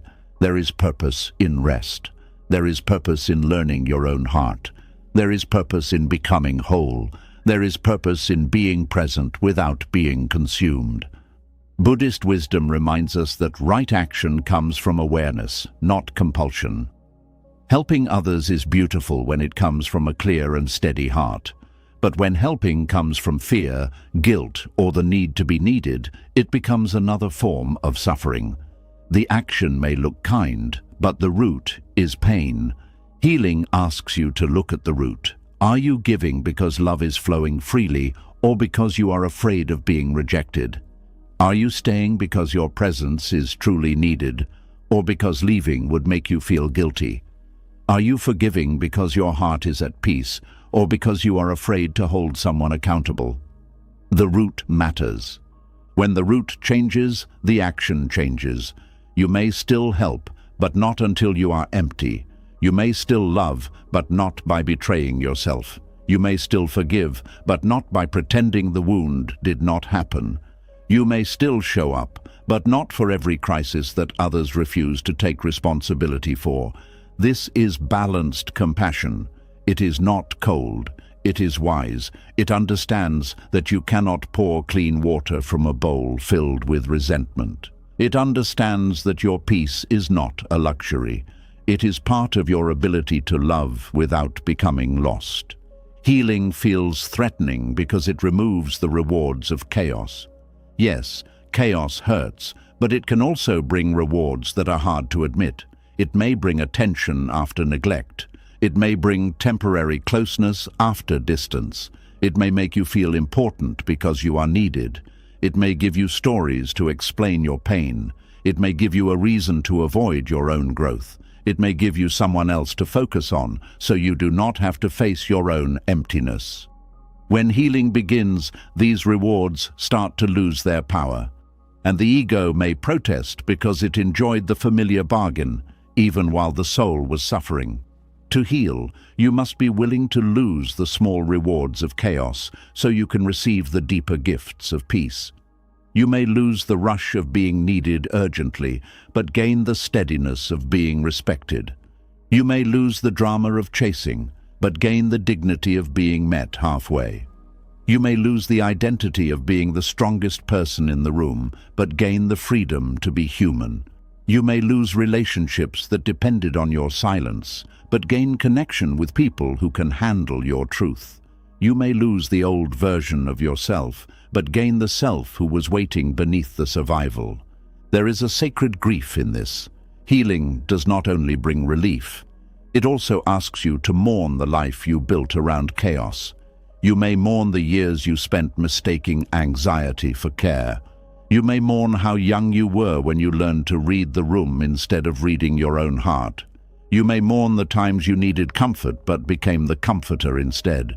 You may mourn the version of you who thought love had to be earned through suffering. Let that grief come. Do not turn it into shame. Grief is often the sound of truth returning to the places where denial once lived. And after grief, something softer begins. You begin to notice that peace is not as empty as you feared. You begin to enjoy small moments without waiting for them to be ruined. You begin to trust people who do not make love feel like a test. You begin to breathe before answering. You begin to feel your body relax in places where it once stayed tight. You begin to hear your own needs without immediately calling them selfish. You begin to understand that healing does not remove your kindness. It purifies it. Purified kindness is different from wounded kindness. Wounded kindness says, "I will give so you do not leave." Purified kindness says, "I give because my heart is open and I remain connected to myself." Wounded kindness says, "I will tolerate anything because you are hurting." Purified kindness says, "I can care about your pain without allowing it to become my prison." Wounded kindness says, "I must be useful to be loved." Purified kindness says, "I am worthy even when I am resting." This is the transformation chaos fears. The more you heal, the more chaos loses its authority. It may still visit your mind. It may still try to pull you into old reactions. It may still whisper that peace is unsafe, that rest is selfish, that boundaries are cruel, that you need the old noise to feel alive. But now you have awareness. You can notice the whisper without obeying it. You can feel the discomfort of calm without running from it. You can allow healing to feel unfamiliar without deciding it is wrong. This is how peace becomes normal, not by arriving all at once, but by being chosen again and again until the body begins to trust it.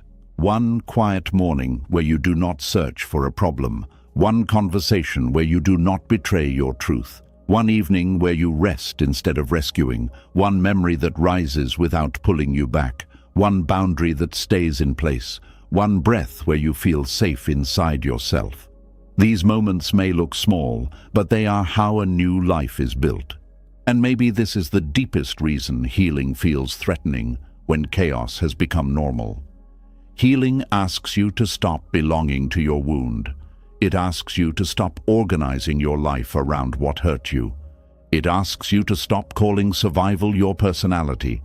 It asks you to stop making a home out of emotional noise. It asks you to walk into a quieter place where you may not know the rules yet, but where your spirit can finally breathe. So if peace feels strange at first, do not run from it.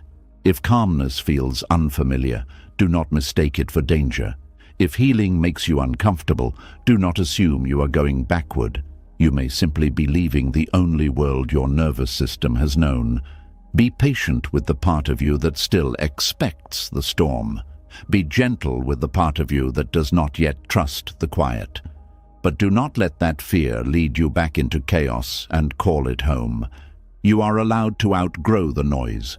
You are allowed to stop proving your strength through suffering. You are allowed to be kind without being consumed. You are allowed to let your life become steady, even if steadiness feels new. You are allowed to return to yourself slowly, honestly, and without apology. And as that steadiness begins to grow, you may finally see what chaos never wanted you to understand. Healing is not the threat. Healing is the doorway. The real threat was the life that kept asking you to abandon yourself and then called your exhaustion love. The real danger was not peace. The real danger was becoming so used to storms that you forgot you were allowed to live under a clear sky. And once you begin to understand that peace was never the danger, a more painful question rises. If the storm was hurting you, Why did you stay so close to the people who kept bringing it into your life? Why did your heart keep reaching for the same hands that did not know how to hold it gently? Why did you keep hoping for comfort from the very places that made your spirit tired? This is where Buddhist wisdom becomes both tender and direct, because attachment does not always tie you to what loves you. Sometimes it ties you to what wounds you. There is a bond that can feel like love, but underneath it is fear. There is a longing that can feel like loyalty, but underneath it is craving. There is a connection that can feel deep, but underneath it is suffering dressed in familiar clothes. And until you see this clearly, you may keep calling your attachment devotion, patience, forgiveness, destiny, or compassion, when deep down your soul knows it has been begging for peace in a place that keeps disturbing it. The Buddhist truth about attachment is not that you are wrong for loving people. Love is not the problem. Care is not the problem. Tenderness is not the problem. The problem begins when love turns into clinging, when care turns into self-abandonment, when tenderness becomes an excuse to keep standing where you are being slowly emptied. Attachment is not simply caring about someone. Attachment is when your peace becomes dependent on their behavior. It is when your mind cannot rest unless they respond, approve, change, apologize, choose you, or finally become the person you hoped they would be. This is why attachment to people who hurt you can feel so powerful. It is not just about the person, it is about the need you attach to them. You may have attached your worth to their attention. You may have attached your safety to their mood. You may have attached your hope to their potential. You may have attached your healing to their apology. You may have attached your future peace to their ability to finally understand your pain. So when you try to let go, it does not feel like you are only releasing a person. It feels like you are releasing the dream that they would one day give you back, the version of yourself you lost while loving them. That is why the heart resists. It says, if I let go now, what was all that pain for? It says, if I walk away, who will make it right? It says, if they never change, does that mean I was never enough? It says, if I stop trying, does that mean I failed? But Buddhist wisdom asks you to see that freedom does not come from forcing the past to reward your suffering. Freedom comes when you stop needing the source of your wound to become the source of your healing. This is very hard because the mind loves completion. It wants the circle to close. It wants the person who made you feel unseen to finally see you. It wants the person who ignored your pain to finally admit it. It wants the person who took your kindness for granted to finally understand its value. It wants the person who broke your peace to return with soft words and careful hands. But life does not always offer that kind of ending. Sometimes the healing begins when you stop waiting for the person who hurt you to become emotionally mature enough to repair what they damaged. Attachment keeps you waiting at doors that have already shown you what lies behind them. You stand there with your heart in your hands, hoping this time the door will open differently. But each time it opens, the same pattern steps out. A little warmth, then distance. A promise, then confusion. A kind word, then another wound. A moment of closeness, then a season of doubt. And still, attachment says, stay, there is still a chance. Wisdom says, look closely. Chance is not the same as change. Buddhist teaching often speaks about craving as a root of suffering. Craving is not just wanting something. It is the tight, desperate, restless wanting that makes you believe you cannot be okay unless life gives you exactly what your wound demands. When you are attached to someone who hurts you, craving may say, I need them to love me correctly before I can feel whole. It may say, I need them to regret losing me before I can feel valued. It may say, I need them to choose me so I can stop feeling rejected. But the more you place your wholeness in their hands, the more your inner life becomes controlled by someone who may not even know how to care for their own. This is how attachment becomes a silent prison. The door may be open, but the mind keeps sitting inside. No one may be physically forcing you to stay, but your thoughts keep returning. Your body may be in a new place, but your emotions are still waiting in the old one. You may say you have moved on, but one message, one memory, one dream, one mention of their name can pull your energy backward. This is not because you are weak. It is because attachment creates inner cords. Those cords are made of hope, fear, memory, longing, unfinished grief, and the deep desire to be chosen where you once felt abandoned. The painful part is that people can hurt you and still have moments of goodness. This is what makes attachment confusing. If they were cruel every second, the heart would have an easier time leaving. But they may have been kind sometimes. They may have laughed with you. They may have needed you. They may have shared small pieces of their pain. They may have shown softness just when you were about to walk away. And those moments can become hooks. The mind holds them up like evidence and says, "See, there is something worth saving." But Buddhist wisdom asks you to look at the whole pattern, not only the moments that feed your hope. A person's good moments do not cancel the harm they repeatedly cause. A gentle apology does not erase unchanged behavior. A soft memory does not make an unsafe connection safe. A painful bond can contain real affection and still be damaging. This is one of the hardest truths to accept, because many people think leaving means declaring that nothing was real. But leaving does not mean the good was fake. It means the harm was real enough to stop returning. You can love someone and still admit that being close to them keeps you suffering. You can understand their wounds and still refuse to be wounded by them again. You can remember their tenderness and still honor the truth of their inconsistency. You can wish them healing and still choose distance. This is not hatred. This is clarity. Buddhist wisdom does not ask you to cut your heart into stone. It asks you to stop handing your heart to the same fire and calling the burn a spiritual test. Attachment often survives because of sympathy. You may know they hurt you, but then you remember what they went through. You remember their childhood, their struggles, their loneliness, their fears, their brokenness. Then your heart softens. You tell yourself, they did not mean it. They are just wounded too. And maybe that is true. Maybe they are wounded. Maybe they are carrying pain they have never faced. But their wound does not give them permission to keep creating wounds in you. Compassion without boundaries becomes a bridge for suffering to cross again and again.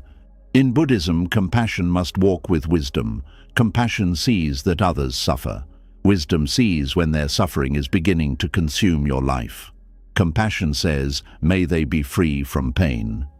Wisdom says, "I do not have to become their shelter while they refuse to stop harming me." Compassion opens the heart. Wisdom protects the heart from becoming a place where harm is excused. Without compassion, you may become bitter. Without wisdom, you may become drained. Together, they help you love without losing yourself. The attachment to people who hurt you often begins with the belief that your love can change them. You think if you are patient enough, they will soften. If you explain enough, they will understand. If you forgive enough, they will become careful. If you give enough, they will finally value you. But love is not a tool for controlling another person's awakening. Love can support growth, but it cannot force it. Love can offer light, but it cannot make someone open their eyes. Love can be present, but it cannot do another person's inner work for them. This is where many kind people lose themselves. They mistake potential for responsibility. They see who someone could become, and they begin living as if that future version is already real. They love the seed, but they ignore the thorn. They love the possibility, but they suffer under the present behavior. They keep saying, "They are not always like this," while their body keeps paying the price for how they are most of the time. Potential can inspire patience, but it should not become a reason to abandon reality. The person who is always there for others is especially vulnerable to this kind of attachment, because they have trained themselves to see pain behind behavior. They can look at someone's anger and see fear. They can look at someone's distance and see insecurity.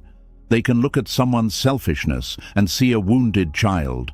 This sensitivity can be beautiful, but when it is not balanced, it can make you stay too long with people who never take responsibility. You become so focused on why they hurt you that you forget to ask what their hurt is doing to you. Understanding someone does not mean staying available for repeated harm. You can understand a storm and still go inside for shelter. You can understand that fire burns because of its nature and still stop placing your hand in it. You can understand why a person became the way they are and still choose not to build your life around their chaos. Understanding explains behavior. It does not erase impact. Attachment also feeds on identity. If you have spent years being the forgiving one, the helper, the loyal one, the person who never gives up on anybody, then letting go of someone who hurts you may feel like betraying who you are. You may think, I am not the kind of person who leaves. But Buddhist wisdom invites you to ask, who taught me that staying in suffering is the highest form of love? Love is not proven by how long you remain in pain. Sometimes love is proven by how honestly you stop feeding a harmful pattern. Sometimes leaving is the most compassionate act because it stops both people from continuing the same unconscious cycle. When you keep returning to someone who hurts you, you may think you are giving them another chance. But sometimes you are giving the wound another chance to deepen. You are giving the pattern another chance to become stronger. You are giving your nervous system another reason to believe love is unstable. You are giving your heart another lesson in ignoring itself. This is why awareness matters. A chance without change is often just repetition. Forgiveness without boundaries is often just permission. Patience without truth is often just delayed grief. The Buddhist truth is that clinging makes suffering personal. The person hurts you once, but attachment replays it 100 times. The event happens in one moment, but the mind carries it into many nights. They may be absent, but your thoughts keep them present. They may have moved on, but your heart keeps holding court with the memory. You argue with them in your mind. You explain yourself in silence. You wait for them inside your own imagination. This is how attachment keeps pain alive, even when the person is not in the room. To begin freeing yourself, you must stop feeding the inner replay. This does not mean forcing yourself to forget. It means noticing when the mind is chewing on the same pain and gently returning to the present. The mind says, "Why did they do that?" Return to the breath. The mind says, "Maybe I should have said more." Return to the body. The mind says, "What if they finally change?" Return to what is true now. The mind says, "I miss them." Place a hand on your heart and say, "Missing is allowed, but returning is a choice." This practice is simple, but not easy. The mind will wander back many times. That is what minds do. Buddhist practice is not about never wandering. It is about returning to the breath, returning to awareness, returning to the present, returning to yourself. Every time you return, the attachment weakens a little, not because you stopped caring, but because you stopped letting caring become a chain. One reason attachment feels so strong is because it mixes pain with hope. Pure pain might make you leave. Pure hope might make you feel light. But pain mixed with hope creates a powerful trap. The pain tells you something is wrong. The hope tells you it may soon become right. So you stay between the wound and the promise, never fully resting, never fully leaving. One day you feel done. The next day you remember a tender moment. One day you see clearly. The next day you question yourself. This back and forth can exhaust the soul. Buddhist wisdom asks you to observe the truth of impermanence. Feelings change, longing changes, hope changes, fear changes. The urge to return rises and falls. If you do not act on it immediately, you may notice that it softens. This is important because attachment often demands urgent action. It says, call now, explain now, return now, fix this now. But wisdom moves slower. It knows that not every urgency is truth.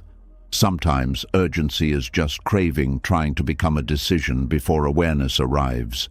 The pause can save your peace. Before you go back, pause. Before you send the message, pause. Before you accept the apology, pause. Before you explain yourself again, pause. Before you let guilt make a decision, pause. Ask yourself, is this coming from clarity or fear?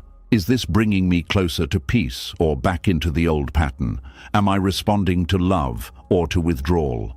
Am I choosing with my whole self or with the wounded part that wants relief? These questions create space between attachment and action. This space is where freedom begins. Freedom does not always mean the attachment disappears in one moment. It means the attachment no longer controls every moment. You may still care. You may still feel tenderness. You may still have memories. But you begin to stand slightly apart from them. You begin to see them as movements inside you, not commands from above you. You begin to understand that the heart can feel many things without making all of them your path. Attachment to people who hurt you also grows when you believe love must be earned. If someone is distant, you try harder. If someone gives little, you give more. If someone is inconsistent, you become more patient. If someone does not choose you clearly, you try to become easier to choose. But the more you try to earn love from someone who is unable or unwilling to offer it well, the more you move away from yourself. You begin to measure your worth by their response. You begin to ask, what is wrong with me? Instead of asking, why am I trying so hard to be loved in a place where love keeps feeling like pain? This question can change the path. Not, how do I make them love me, but why have I accepted a love that makes me feel so far from myself? Not, how do I get them to understand, but why do I keep explaining my pain to someone who keeps repeating it? Not, how do I become enough, but when did I begin believing I was not already enough? Buddhist wisdom turns the light inward, not to blame you, but to free you. Because when you see the craving beneath the attachment, you can begin to care for the wound directly instead of asking another person to stop touching it. The wound may be old. It may not even begin with this person. They may have only awakened a pain that was already there. Maybe they made you feel unseen in the same way you once felt unseen before. Maybe they made you chase affection in a way that felt painfully familiar. Maybe their inconsistency activated a younger part of you that learned love could disappear without warning. This does not excuse their behavior, but it helps you understand why the attachment feels larger than the present situation. Sometimes you are not only trying to win love from one person, you are trying to heal every old moment where love felt uncertain. But old wounds do not heal through new repetition of the same pain. They heal through new experiences of safety, truth, and self-respect. They heal when you stop chasing people who recreate your abandonment. They heal when you stop shrinking around people who recreate your silence. They heal when you stop giving your best energy to people who only value it when it serves them. They heal when you become the person who finally does not leave yourself, even when someone else does. This is the return. Not returning to them, but returning to yourself, returning to your breath when longing pulls, returning to your body when anxiety rises, returning to your truth when hope tries to edit reality, returning to your dignity when guilt asks you to abandon it, returning to your peace when the old attachment says, just one more time. Every return to yourself becomes a small act of liberation. Liberation does not require hatred. This is important. Some people think they cannot let go unless they become angry enough. Anger may appear, and sometimes it is part of waking up. It can show you where a boundary was crossed. It can give energy to a truth you buried. But you do not have to live in anger to stay free. Buddhist wisdom points toward release without poison. You can let go because you love peace more than the pattern.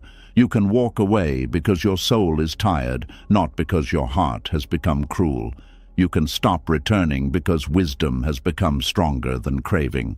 There is dignity in wishing someone well from a distance.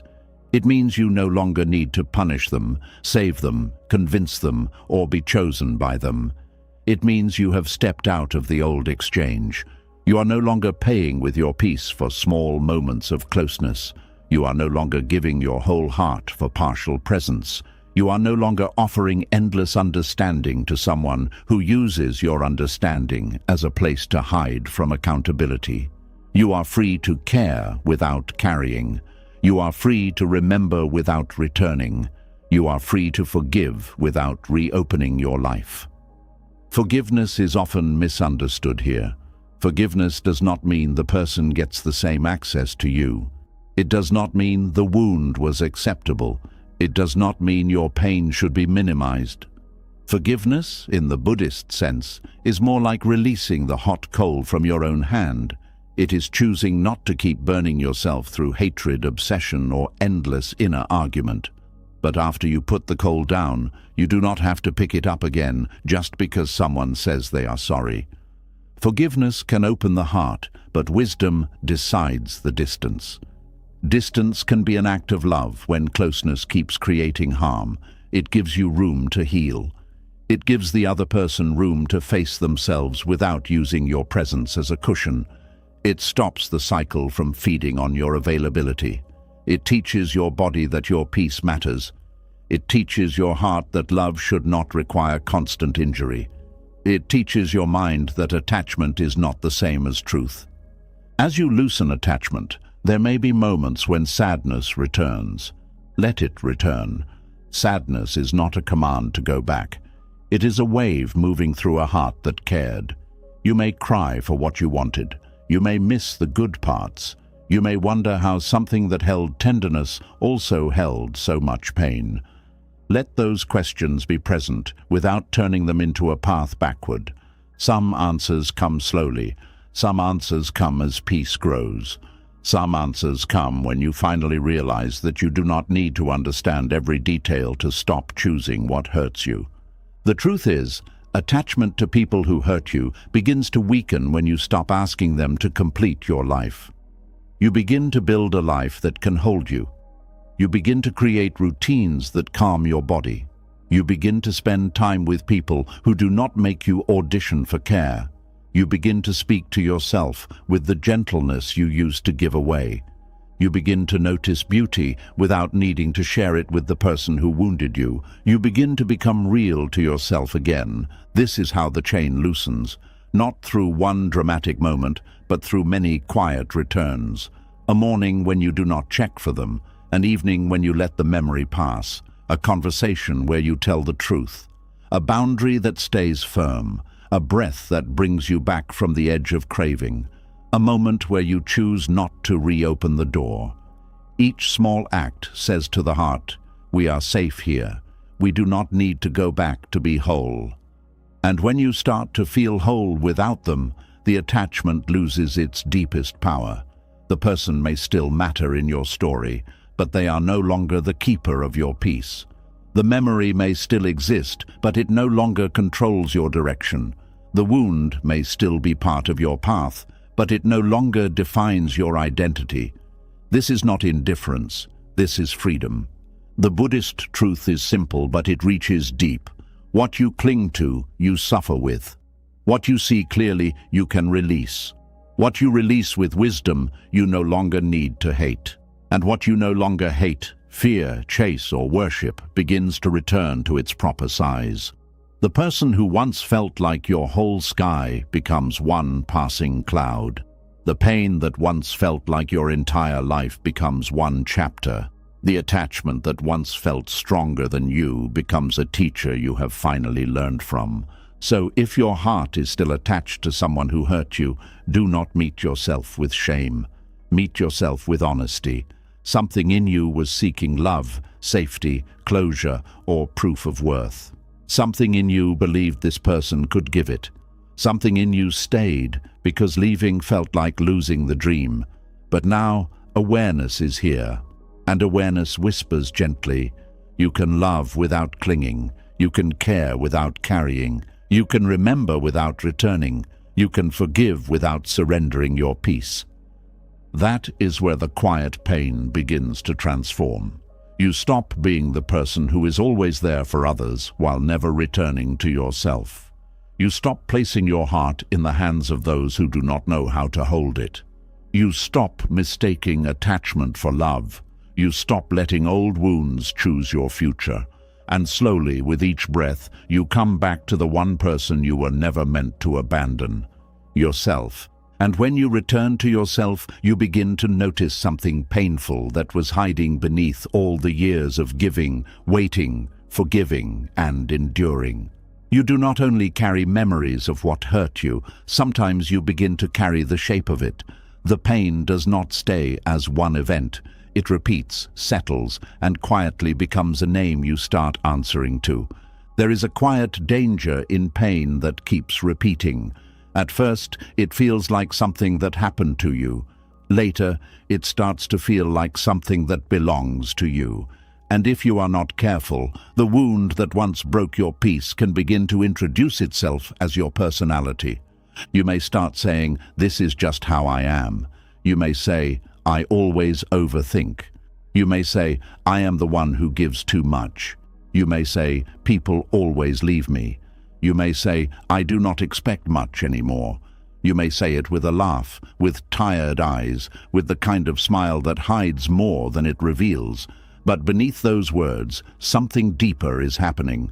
Repetition has taken pain and dressed it as identity. It has made suffering feel less like a visitor and more like your reflection. This is how it begins. Something hurts you once and the heart feels shocked. Something hurts you twice and the mind begins to prepare. Something hurts you again and again, and soon you stop asking, "Why is this happening?" and start believing, "This is what life gives me." The first wound is painful. The repeated wound becomes training, and training, when it continues long enough, becomes the way you see yourself. A child who is ignored may first feel sadness, but if that ignoring continues, the child may grow into an adult who believes their needs are too much. A person who is always used may first feel anger, but if it happens again and again, they may begin to believe their only value is in what they can give. A person who keeps being disappointed may first feel grief, but after enough disappointment, they may call themselves realistic, when what they really mean is, "I have learned not to hope too much." This is the quiet work of repetition. It does not always announce itself. It does not say, "I am turning your pain into identity." It simply shows up again and again until your mind begins to accept it as normal. You stop noticing the weight because you have carried it for too long. You stop questioning the role because everyone around you expects you to play it. You stop asking who you are beneath the pain because survival has kept you too busy to look. Buddhist wisdom teaches that the self is not as fixed as we think. What we call me is often a collection of habits, memories, reactions, fears, and repeated thoughts. This can feel unsettling at first, but it is also freeing, because if the painful identity was built through repetition, then it can also be softened through awareness. You are not trapped forever inside the version of yourself that suffering created. But first, you must see how that version was built. Every repeated experience leaves a mark in the way you respond to life. If you were always the person people came to only when they needed something, you may begin to see yourself as a tool instead of a whole human being. If people praised you most when you were useful, you may begin to feel guilty when you are resting. If your pain was dismissed often, you may begin to dismiss it before anyone else gets the chance. If love was inconsistent, you may begin to call anxiety connection because your body learned to expect love and fear in the same room. This is not weakness. This is conditioning. The mind learns from what happens often. The body learns from what it has to survive. The heart learns from what it keeps receiving. And if what you keep receiving is confusion, silence, neglect, emotional pressure, or one-sided care, you may start building an identity around managing those things. You become alert. You become careful. You become overly patient. You become afraid to ask for too much. You become skilled at reading others while becoming a stranger to yourself. Then one day someone may ask, "What do you want?" And you may not know. Not because you have no desires, but because repetition trained you to place other people's wants before your own. Someone may ask, "How do you feel?" And you may pause, because you are more used to monitoring other people's emotions than listening to your own. Someone may offer you care, and you may feel uncomfortable because you have repeated the role of giver for so long that receiving feels almost unnatural. This is how pain becomes identity. It shapes not only what you fear, but also what you allow. The person who has always been there for others may slowly become attached to being needed. At first, they help because they care. Then they help because people expect it. Then they help because guilt appears when they do not. Then they help because without helping, they feel unsure of their place. And before they know it, the identity forms. I am the strong one. I am the dependable one. I am the one who does not break. I am the one who can handle it. But behind that identity is often a heart quietly asking, can anyone handle me? That question may be too painful, so the person keeps giving. Giving becomes a shield. Being useful becomes a way to avoid feeling unseen. Being needed becomes a substitute for being loved. They may not even notice it happening because everyone around them benefits from the identity. People praise them, people rely on them, people call them kind. People say, "I do not know what I would do without you."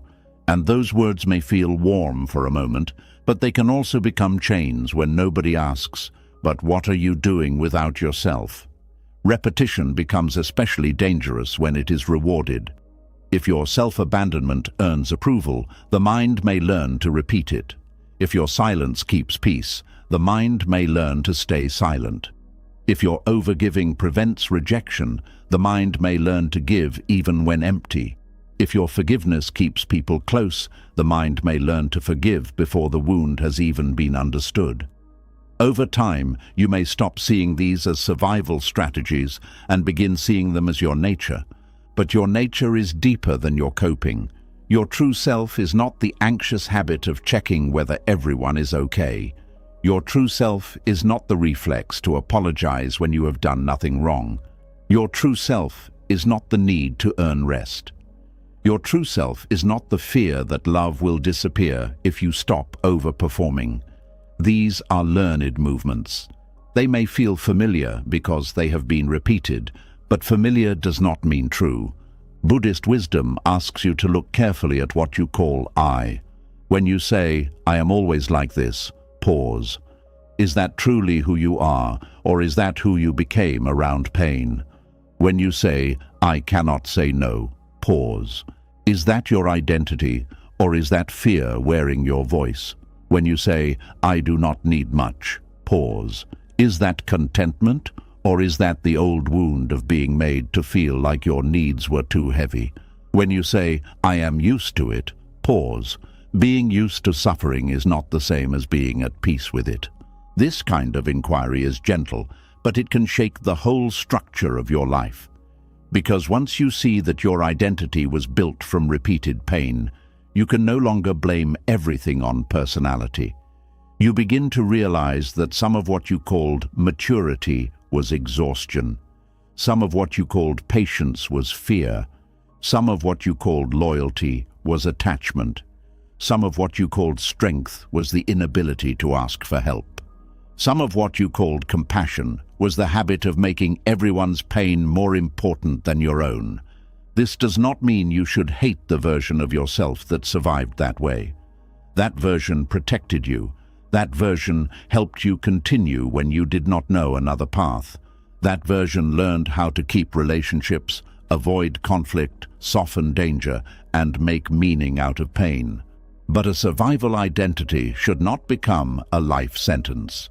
You can thank the old self for helping you survive and still refuse to let it control the rest of your journey. Pain becomes identity when the story repeats in the mind. The event may have ended, but the mind keeps speaking its language. Someone once made you feel unworthy, and now your inner voice repeats it. Someone once ignored your needs, and now you ignore them before anyone else can. Someone once made love feel uncertain, and now you expect uncertainty even in safe places. Someone once made you feel like too much, and now you keep yourself small to avoid being rejected. The outer wound becomes an inner habit.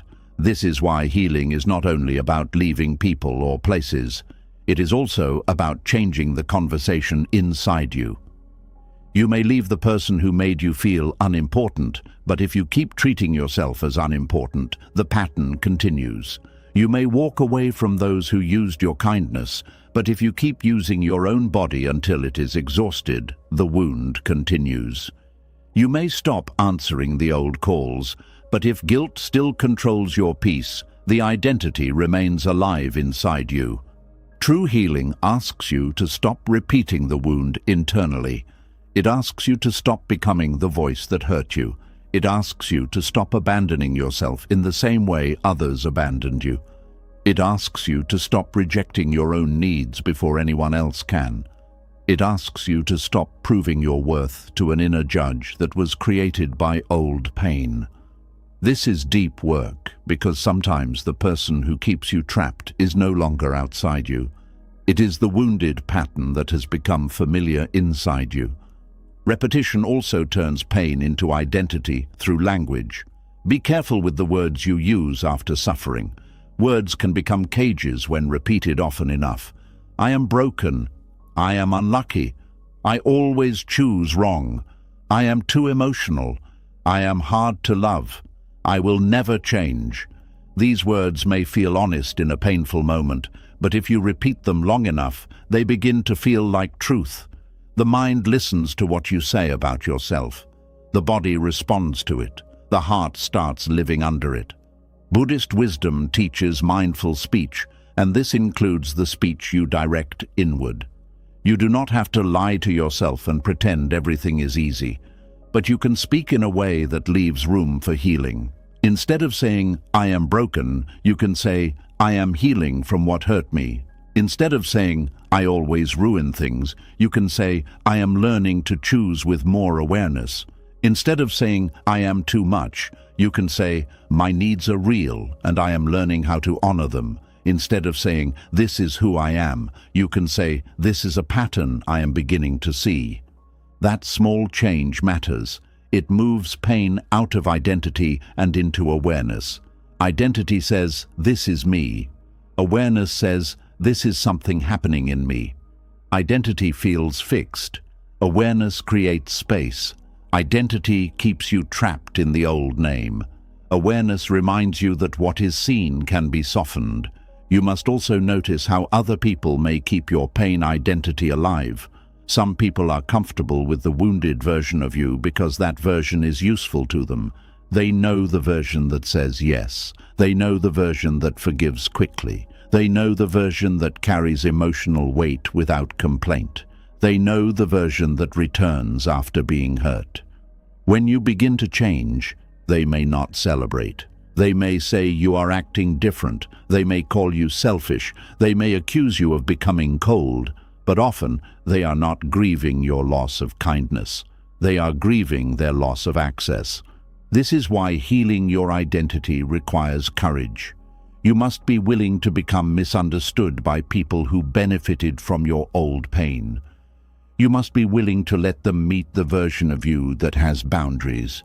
You must be willing to disappoint those who only loved your availability. You must be willing to stop performing the role that kept you accepted but exhausted. This is not easy. The old identity may be painful, but it is familiar. The new self may be freer, but it is still forming. When a new self is forming, you may feel uncertain. You may not know how to speak at first. You may say no with a shaking voice. You may rest and still feel guilty. You may ask for support and feel exposed. You may stop explaining yourself and feel rude. You may choose peace and feel lonely. These feelings do not mean the old identity was true. They mean the new one needs practice. Just as repetition built the wound, repetition must build the freedom. Every time you choose differently, you create new evidence. When you say no and the world does not end, your body learns. When you rest and still remain worthy, your mind learns. When you ask for help and someone responds with care, your heart learns. When you stop chasing and your dignity remains, your spirit learns. New identity is not created by one declaration. It is created by repeated moments of self-return. This is why daily life matters in healing. The great transformation does not only happen during deep reflection. It happens when you notice your shoulders tightening and take a breath. It happens when you pause before saying yes. It happens when you eat, sleep, and care for your body as if it belongs to someone worthy of tenderness.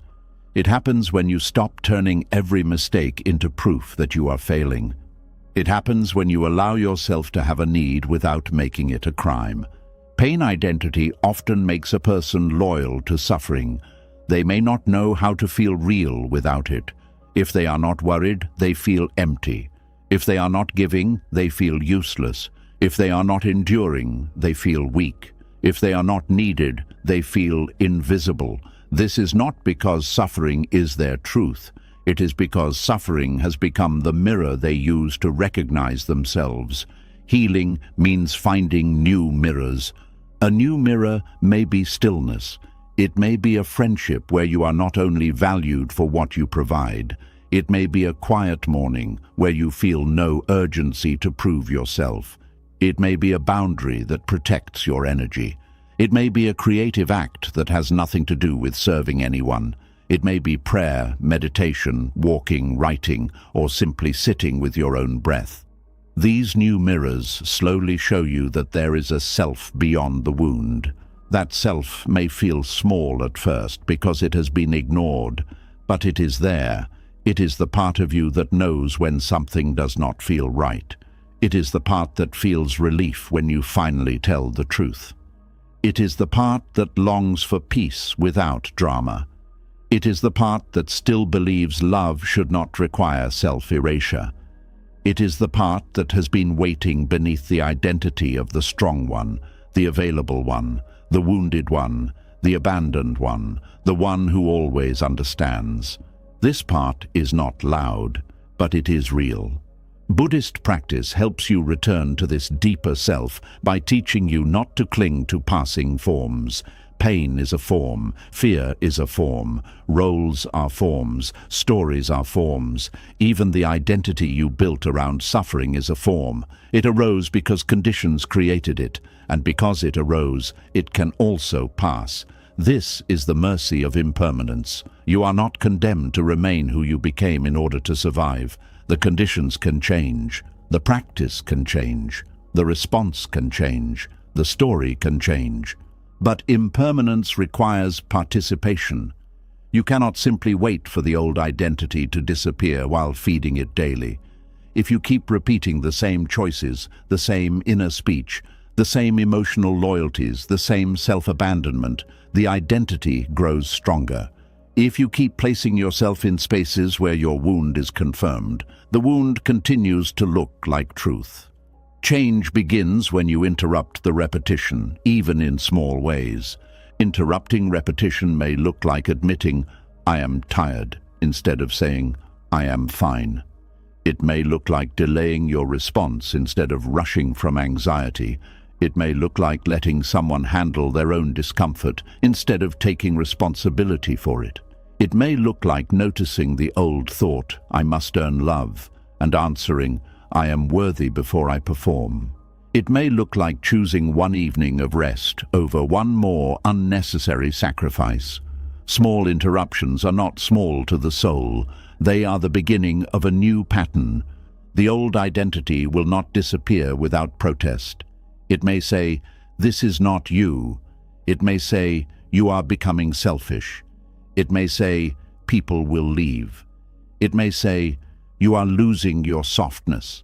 But the old identity is not always telling the truth. It is often repeating the fears that built it. You can be soft and still firm. You can be loving and still unavailable for harm. You can be generous and still have limits. You can be spiritual and still say no. You can be compassionate and still refuse to be consumed. This is important because many people fear that healing will make them lose their goodness. But healing does not remove your heart. It removes the habit of offering your heart without protection. Healing does not make you unkind. It makes your kindness honest.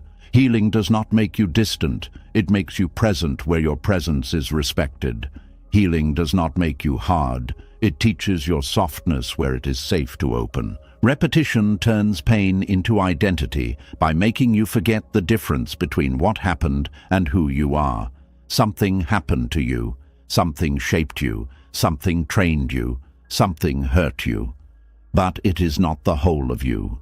You are not only the person who was left. You are not only the person who gave too much. You are not only the person who stayed too long. You are not only the person who learned to expect disappointment. These are experiences, not the full truth of your being. The full truth is wider. You are the awareness noticing the pattern. You are the one who can pause. You are the one who can choose differently. You are the one who can return to the breath. You are the one who can hold the wounded part with compassion and still guide it toward peace.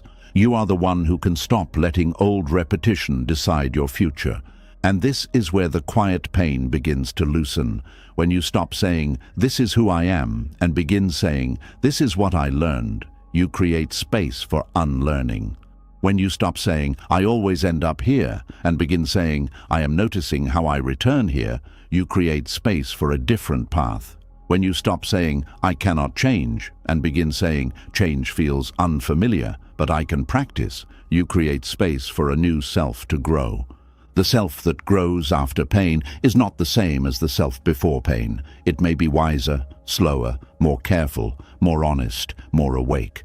But it does not have to be bitter. It does not have to be closed. It does not have to be ruled by fear. It can carry wisdom without carrying the wound as a name. It can remember without reliving. It can love without clinging. It can help without disappearing. It can be present for others while still returning home to itself. That is the transformation repetition must serve now. The old repetition made pain familiar. The new repetition must make peace familiar. Repeat the pause, repeat the boundary, repeat the breath, repeat the honest sentence, repeat the act of choosing yourself without apology. Repeat the decision not to turn back toward what keeps you small. Repeat the reminder that you are more than the role pain gave you. Over time, the mind begins to learn a different home. And one day, what once felt impossible begins to feel natural. Rest no longer feels like guilt. Peace no longer feels like emptiness. Receiving care no longer feels like weakness. Saying no no longer feels like betrayal. Being yourself no longer feels like a risk. The old identity may still echo sometimes, but it no longer owns the room. You can hear it and smile gently because you know it was only a survival song, not your final truth.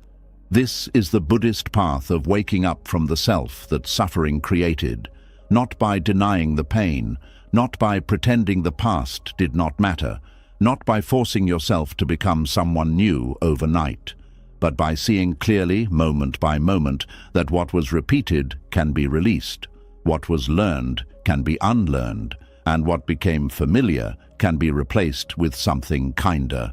So if pain has become part of your identity, do not meet that realization with shame. Meet it with compassion.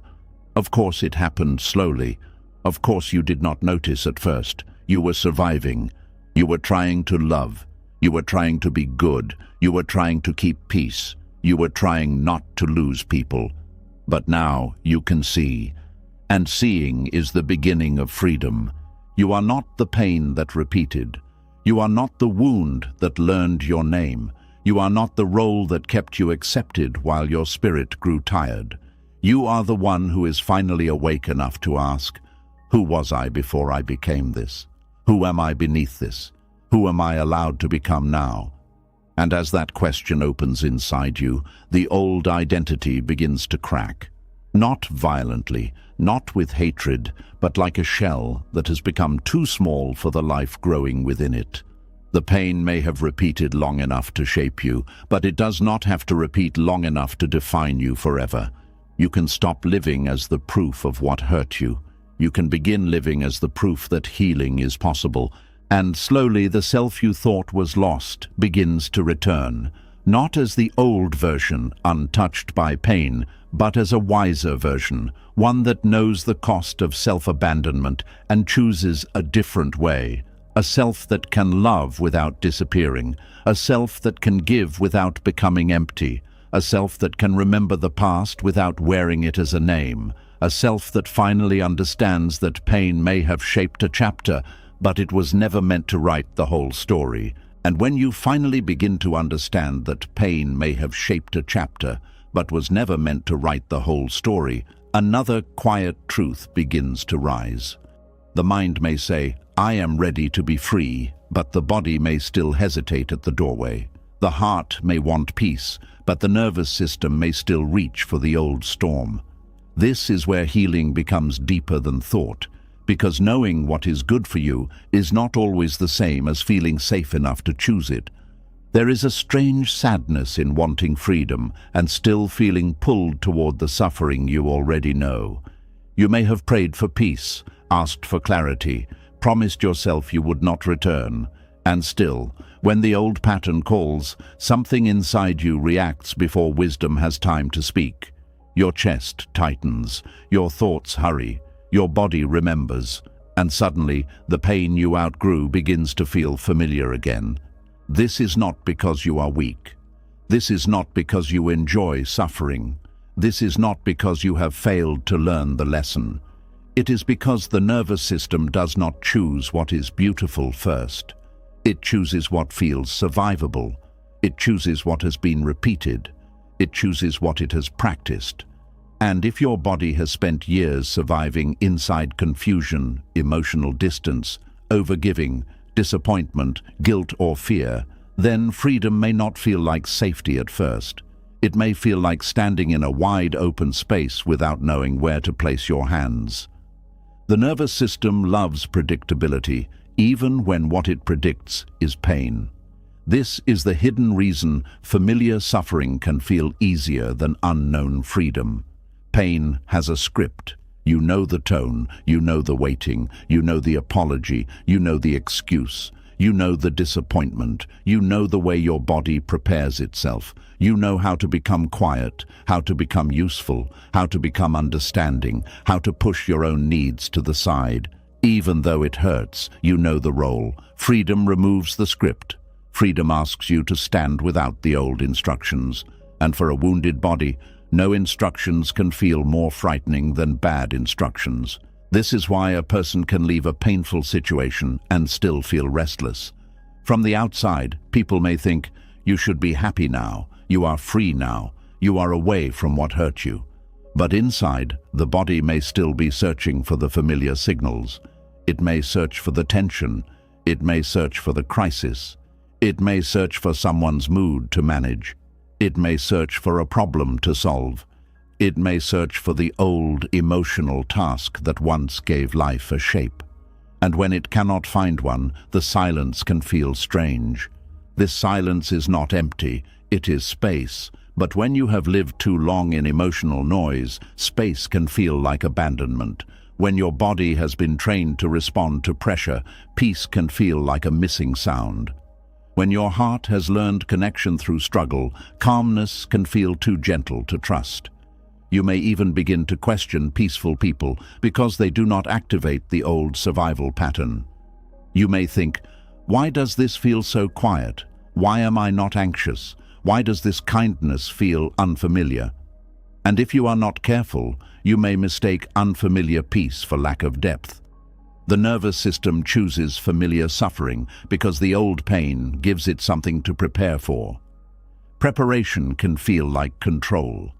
If someone is inconsistent, your body can stay alert. If someone is emotionally unavailable, your mind can keep searching for clues. If someone makes you feel unsure, your heart can keep trying harder. If people depend on you too much, you can stay useful. The suffering gives the body a mission. But freedom takes away the mission and asks you to live, not just manage. That is why it can feel threatening. When you have been the person who is always there for others, your nervous system may be addicted to urgency. Not because you love chaos, but because urgency has become proof that you matter. The phone rings and your body reacts. Someone is upset and your breath changes. Someone needs help and you forget your own tiredness. Someone is disappointed and guilt rises before truth can speak. Over time, your body learns that being needed is the safest way to stay connected. So when freedom asks you to rest, your nervous system may say, "Rest is dangerous. If nobody needs me, will anyone remember me?" This fear can hide beneath kindness. You may think you are only being loving, but deeper down, your body may be afraid of what happens if you stop giving. It may fear distance, it may fear rejection, it may fear being called selfish, it may fear silence from people who only knew how to reach you when they needed something. So the nervous system pulls you back into familiar suffering, because suffering keeps you connected to a role. The role may exhaust you, but at least it gives you a place in the lives of others. Unknown freedom asks you to be valuable without performing. That can feel uncomfortable when your worth has been tied to usefulness. Freedom says, you do not have to earn love by being endlessly available. Freedom says, you do not have to answer every call to prove your heart is good. Freedom says, you can rest and still matter. But if your body has never been taught this, it may resist. It may create guilt. It may create anxiety. It may create a story that says, you are becoming cold. The body is not trying to harm you. It is trying to pull you back into a pattern it understands. Buddhist wisdom teaches that much of our suffering comes from ignorance. Not ignorance as stupidity, but ignorance as not seeing clearly. The nervous system can live in this kind of ignorance. It can confuse the known with the safe. It can confuse tension with connection. It can confuse self-abandonment with compassion. It can confuse guilt with moral truth. It can confuse peace with danger because peace has not been practiced enough. The path of awareness begins when you stop judging these reactions and start observing them. When the old pull rises, do not only ask, why do I want to go back? Ask, what does my body think it will gain by returning? Does it think it will feel connected? Does it think it will feel less guilty? Does it think the silence will stop? Does it think the old person, place, or pattern will give it relief? Does it think suffering is easier than uncertainty? These questions open the hidden room beneath the habit. They help you see that the pull toward old pain is often a search for safety, not truth. The problem is that familiar suffering offers fast relief, but long suffering. Returning to the old pattern may calm the body for a moment. Sending the message may reduce anxiety for one night. Saying yes when you wanted to say no may remove guilt for a few hours. Going back to someone who hurt you may soften loneliness for a short while. But afterward, the deeper cost returns. The confusion returns. The heaviness returns. The loss of self returns. This is why relief cannot be mistaken for healing. Healing often feels worse at first because it does not give the old wound the relief it wants. Healing says, do not send the message just because anxiety is loud. Healing says, do not reopen the door just because loneliness is painful. Healing says, do not betray your body just to make guilt quiet. Healing asks you to sit with discomfort long enough for the nervous system to learn that discomfort does not mean danger. This is a hard lesson, but it is one of the most freeing lessons a human being can learn. There is a moment between the urge and the action. In that moment, your old life and your new life are both present. The old life says, react. The new life says, breathe. The old life says, return. The new life says, wait. The old life says, you cannot bear this feeling. The new life says, this feeling is painful, but it will pass.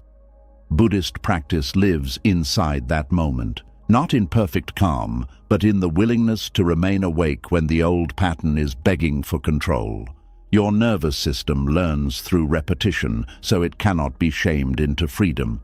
It must be shown freedom again and again.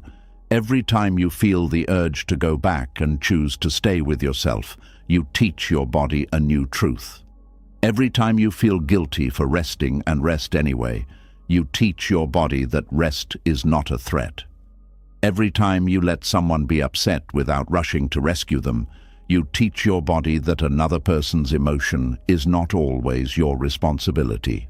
Every time you choose a clear boundary over familiar approval, you teach your body that love does not have to cost you your peace. This is how the unknown becomes known. Freedom does not become safe because you understand it once. It becomes safe because you practice it until your body begins to recognize it. At first, saying no may feel like danger. Later, it feels like honesty. At first, quiet may feel like emptiness. Later, it feels like rest. At first, distance may feel like loss. Later, it feels like protection. At first, not being needed may feel like invisibility. Later, it feels like space to exist without performing. The nervous system chooses familiar suffering over unknown freedom because familiar suffering has a map. Unknown freedom requires trust, and trust may be difficult if your life taught you that peace does not last. Maybe you once relaxed and then something painful happened. Maybe you once trusted someone and they changed. Maybe you once expressed your needs and were made to feel guilty. Maybe you once hoped and disappointment followed. So now, when freedom comes near, your body says, "Be careful. Last time we trusted calm, we were hurt." This response is understandable, but it is not always accurate. A wounded body often treats the present as if it is still the past. It hears silence and remembers rejection. It sees distance and remembers abandonment. It feels uncertainty and remembers old instability. It receives kindness and searches for the hidden cost. This is why awareness must become stronger than memory. Memory says, "This has happened before." Awareness says, "But is it happening now?" Memory says, "Danger is coming." Awareness says, "Let me look clearly before I react." Memory says, "Protect yourself the old way." Awareness says, "Maybe there is a new way to be safe." This does not mean ignoring warning signs. Buddhist wisdom is not blind positivity. It does not ask you to pretend everything is safe. It asks you to see clearly. Sometimes the body senses real danger, and you must listen. But sometimes the body senses old danger in a new moment, and you must comfort it. The practice is learning the difference. Real warning signs bring clarity, not only panic. Old fear often brings urgency, confusion, and the need to repeat familiar reactions. Real wisdom feels grounded, even when it is serious. Old fear feels rushed, even when it sounds reasonable. For someone who has always returned to others and rarely returned to themselves, the body may confuse self-care with threat. Taking time for yourself may feel like you are neglecting people. Choosing silence may feel like you are hurting someone. Protecting your energy may feel like you are becoming selfish. But these feelings come from a nervous system trained to place other people's comfort above your own safety. The feeling of guilt does not always mean you did something wrong. Sometimes it means you broke an old rule that never should have controlled you. This is very important. Guilt can be a sign of conscience, but it can also be a sign of conditioning. If you harm someone, guilt may guide you back to repair. But if you simply choose rest, space, truth, or a boundary, and guilt rises like punishment, then guilt is not wisdom. It is the echo of a pattern that taught you to abandon yourself. The nervous system may use guilt as a leash because guilt worked in the past. It kept you available. It kept you compliant. It kept you returning. Healing means feeling the leash and refusing to let it drag you back. Unknown. Freedom also threatens the nervous system because freedom creates responsibility.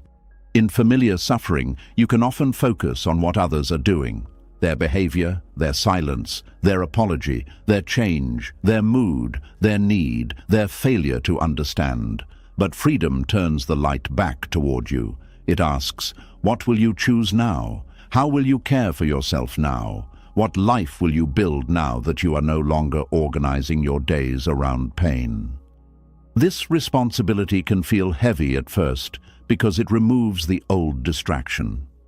When you are no longer consumed by the suffering, you may have to face the parts of yourself that were neglected, your dreams, your health, your friendships, your creativity, your spiritual life, your need for rest, your need for honest love, your need to grieve. The old suffering may have been painful, but it kept your attention outward. Freedom brings your attention home, and if home has been empty for a long time, entering it can hurt before it heals. This is why returning to yourself must be gentle. Do not expect your body to trust freedom overnight. Do not demand perfect peace from a nervous system that has been trained by years of emotional storms. Do not insult yourself for still missing what hurt you. Do not punish yourself for feeling anxious in calm places. Instead, become a patient teacher to your own body. Speak inwardly with softness. I know this feels unfamiliar. I know the old pain feels easier to predict, but we are safe enough to try a different way. The body needs these messages because it often believes that change equals danger. If you were accepted for being quiet, speaking up may feel dangerous. If you were loved for giving, receiving may feel dangerous. If you were praised for being strong, admitting pain may feel dangerous. If you survived by pleasing others, disappointing them may feel dangerous. But the danger is not always in the new action. Sometimes the danger is only in the old memory attached to it. Buddhist wisdom teaches us to observe sensations without immediately turning them into stories. A tight chest does not always mean something is wrong. A racing thought does not always mean you should act. A wave of sadness does not always mean you made the wrong choice. A feeling of emptiness does not always mean you should return. Sensations rise, stay for a while, and pass. When you learn to watch them, you discover that many things you once obeyed were only temporary weather inside the body. This is why breathing matters. Not as a magic trick, but as a return. The breath brings the mind back to the present when the nervous system wants to run into the past. The breath tells the body, we are here. The breath creates space around the urge. When you breathe with awareness, you stop being dragged completely by old fear. You may still feel it, but you are no longer lost inside it. This is the beginning of freedom in the body. The nervous system chooses familiar suffering because it has not yet learned the taste of steady peace. Steady peace is different from temporary relief. Relief comes when the old anxiety is fed. Peace comes when the old anxiety is understood and no longer obeyed. Relief depends on the outside. Peace grows from the inside. Relief says, I need them to respond so I can calm down. Peace says, I can care about their response without losing myself in the waiting. Relief says, I need to fix this immediately. Peace says, I can let this moment breathe before I act. Relief says, I must return to feel okay. Peace says, I can feel the ache and still stay with myself. This is why freedom is unknown at first. It asks you to build calm from within instead of borrowing it from old patterns. It asks you to stop using familiar suffering as a place to regulate your emotions. It asks you to stop making another person's attention the medicine for your anxiety. It asks you to stop treating chaos as proof that something matters. These are not small changes. They are deep changes. They reach into the way your body has learned to feel alive. Some people feel most alive in suffering because suffering creates intensity. The heart races, the mind works, the body reacts. The emotions become dramatic. There is longing, fear, hope, relief, disappointment, and desire all moving together. Freedom may feel quiet beside that. But quiet is not the absence of life. Quiet is where life can finally be felt without panic. A peaceful moment may not make your heart race, but it can let your heart rest. A steady connection may not create emotional drama, but it can teach your body's safety. A calm life may not feel like a storm, but maybe the storm was never proof of depth. Maybe it was only proof that your nervous system was tired. The unknown freedom you fear may be the very place where your real self can finally grow. In suffering, your self is often shaped by reaction. In freedom, your self can be shaped by choice. In suffering, you ask, how do I survive this? In freedom, you ask, what kind of life is true for me? In suffering, you keep adjusting to pain. In freedom, you begin aligning with peace. In suffering, you become skilled at enduring. In freedom, you become skilled at living. This is the shift the nervous system needs time to understand. It has to learn that peace will not erase your purpose. It will deepen it. It has to learn that rest will not make you worthless. It will restore you. It has to learn that boundaries will not destroy love that is real. They will reveal whether love has respect inside it. It has to learn that not returning to old suffering does not mean you are abandoning everyone. It means you are no longer abandoning yourself. There may still be days when familiar suffering calls your name. A memory may arrive. A lonely evening may make the past look softer than it was. A person may return with words that touch the old wound. A responsibility may pull on your guilt. On those days, do not measure your healing by whether you feel the pull. Measure it by whether you pause before obeying it. The pull may come from old training. The pause comes from new awareness. And awareness, repeated enough, becomes freedom. This is why you must practice choosing peace in ordinary moments, not only in big decisions. Practice when someone asks for more than you can give. Practice when your body feels tired and your mind says, push through. Practice when a message makes your stomach tighten. Practice when you feel the need to explain yourself to someone who refuses to understand. Practice when old loneliness tells you to reopen a door that cost you your peace. Every ordinary moment is a training ground.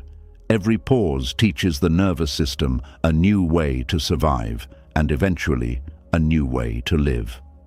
Buddhist wisdom does not promise that freedom will be comfortable from the start. It promises that awareness can transform suffering. The old patterns may not disappear instantly, but each time you see them clearly, they lose some of their power. Each time you choose not to return, the old road grows a little weaker. Each time you remain with yourself through discomfort, your body gathers evidence that freedom does not destroy you. Slowly, unknown freedom becomes known peace. And perhaps this is the deepest turning point. The nervous system once chose familiar suffering because it believed suffering was safer than uncertainty. But now, with patience, it can learn something new. It can learn that the unknown is not always danger. Sometimes the unknown is the doorway out of pain. It can learn that silence is not always abandonment. Sometimes silence is rest. It can learn that stillness is not emptiness. Sometimes stillness is healing. It can learn that not being needed every moment is not rejection. Sometimes it is freedom to belong to yourself. The quiet pain of always being there for others begins to fade when your body no longer treats self-return as a threat. When your nervous system learns that peace is not punishment, you stop running back to the people and patterns that only know the wounded version of you. You stop using suffering as proof that you are connected. You stop confusing emotional pressure with purpose. You stop calling familiar pain a home. And slowly, the body that once braced for every storm begins to soften. The breath becomes deeper, the shoulders lower. The mind becomes less hungry for old chaos. The heart stops chasing the kind of love that keeps it anxious. You begin to feel safe in places that do not demand your self-abandonment. You begin to trust the quiet. You begin to recognize peace, not as something strange, but as something you were always worthy of. So if freedom feels unfamiliar, do not turn back too quickly. If peace feels strange, do not call it wrong. If your nervous system shakes at the edge of a new life, do not shame it for being afraid. Let it learn. Let it witness your new choices. Let it see you survive the guilt, survive the silence, survive the space, survive the unfamiliar calm. Let it discover that you can lose the old suffering without losing yourself. Because the truth is, you were never safe in the suffering. You were only experienced there. You knew how to survive there, but survival is not the same as peace. You knew how to endure there, but endurance is not the same as belonging. You knew how to function there, but functioning is not the same as living. Freedom may be unknown, but unknown does not mean unsafe. Sometimes unknown means untouched by the old wound. Unknown means your future is not being built from your past. Unknown means there is still a version of you waiting beyond the patterns you have outgrown. Unknown means the story can change. And this time, when the old suffering calls you back because it knows your name, you can breathe before answering. You can place your hand on your heart and remember that familiarity is not a command. You can honor the body that survived while guiding it gently toward the life it has not yet learned to trust. You can whisper to yourself, I know this pain, I know this pattern, I know this road, but I do not have to walk it again. That is how the nervous system begins to choose freedom, not because freedom suddenly becomes easy, but because you keep showing the body that peace can be survived too. And one day, peace will no longer feel like the unknown. It will feel like home. And maybe this is the quiet truth you were meant to hear today. You were never weak for being there for others, but you were slowly hurting yourself every time you forgot to come back home to your own heart. You learned why the wounded mind can mistake familiar pain for safety, why old suffering can feel strangely comforting, why the ego protects pain because it knows how to survive there, and why healing can feel threatening when chaos has become normal. You saw how attachment can tie you to people who hurt you, how repeated pain can become an identity, and how the nervous system may choose familiar suffering simply because unknown freedom feels strange.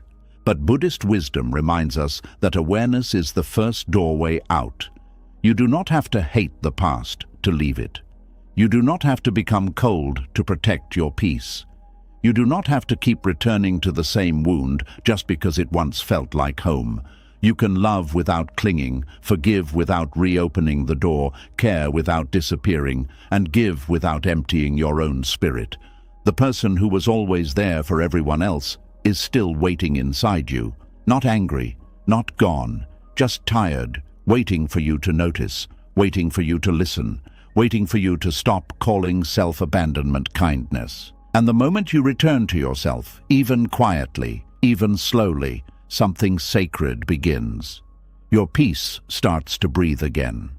If this message touched something deep in you, write this in the comments. I am returning to myself. Let that be your quiet promise, not to the world, but to the part of you that has waited long enough.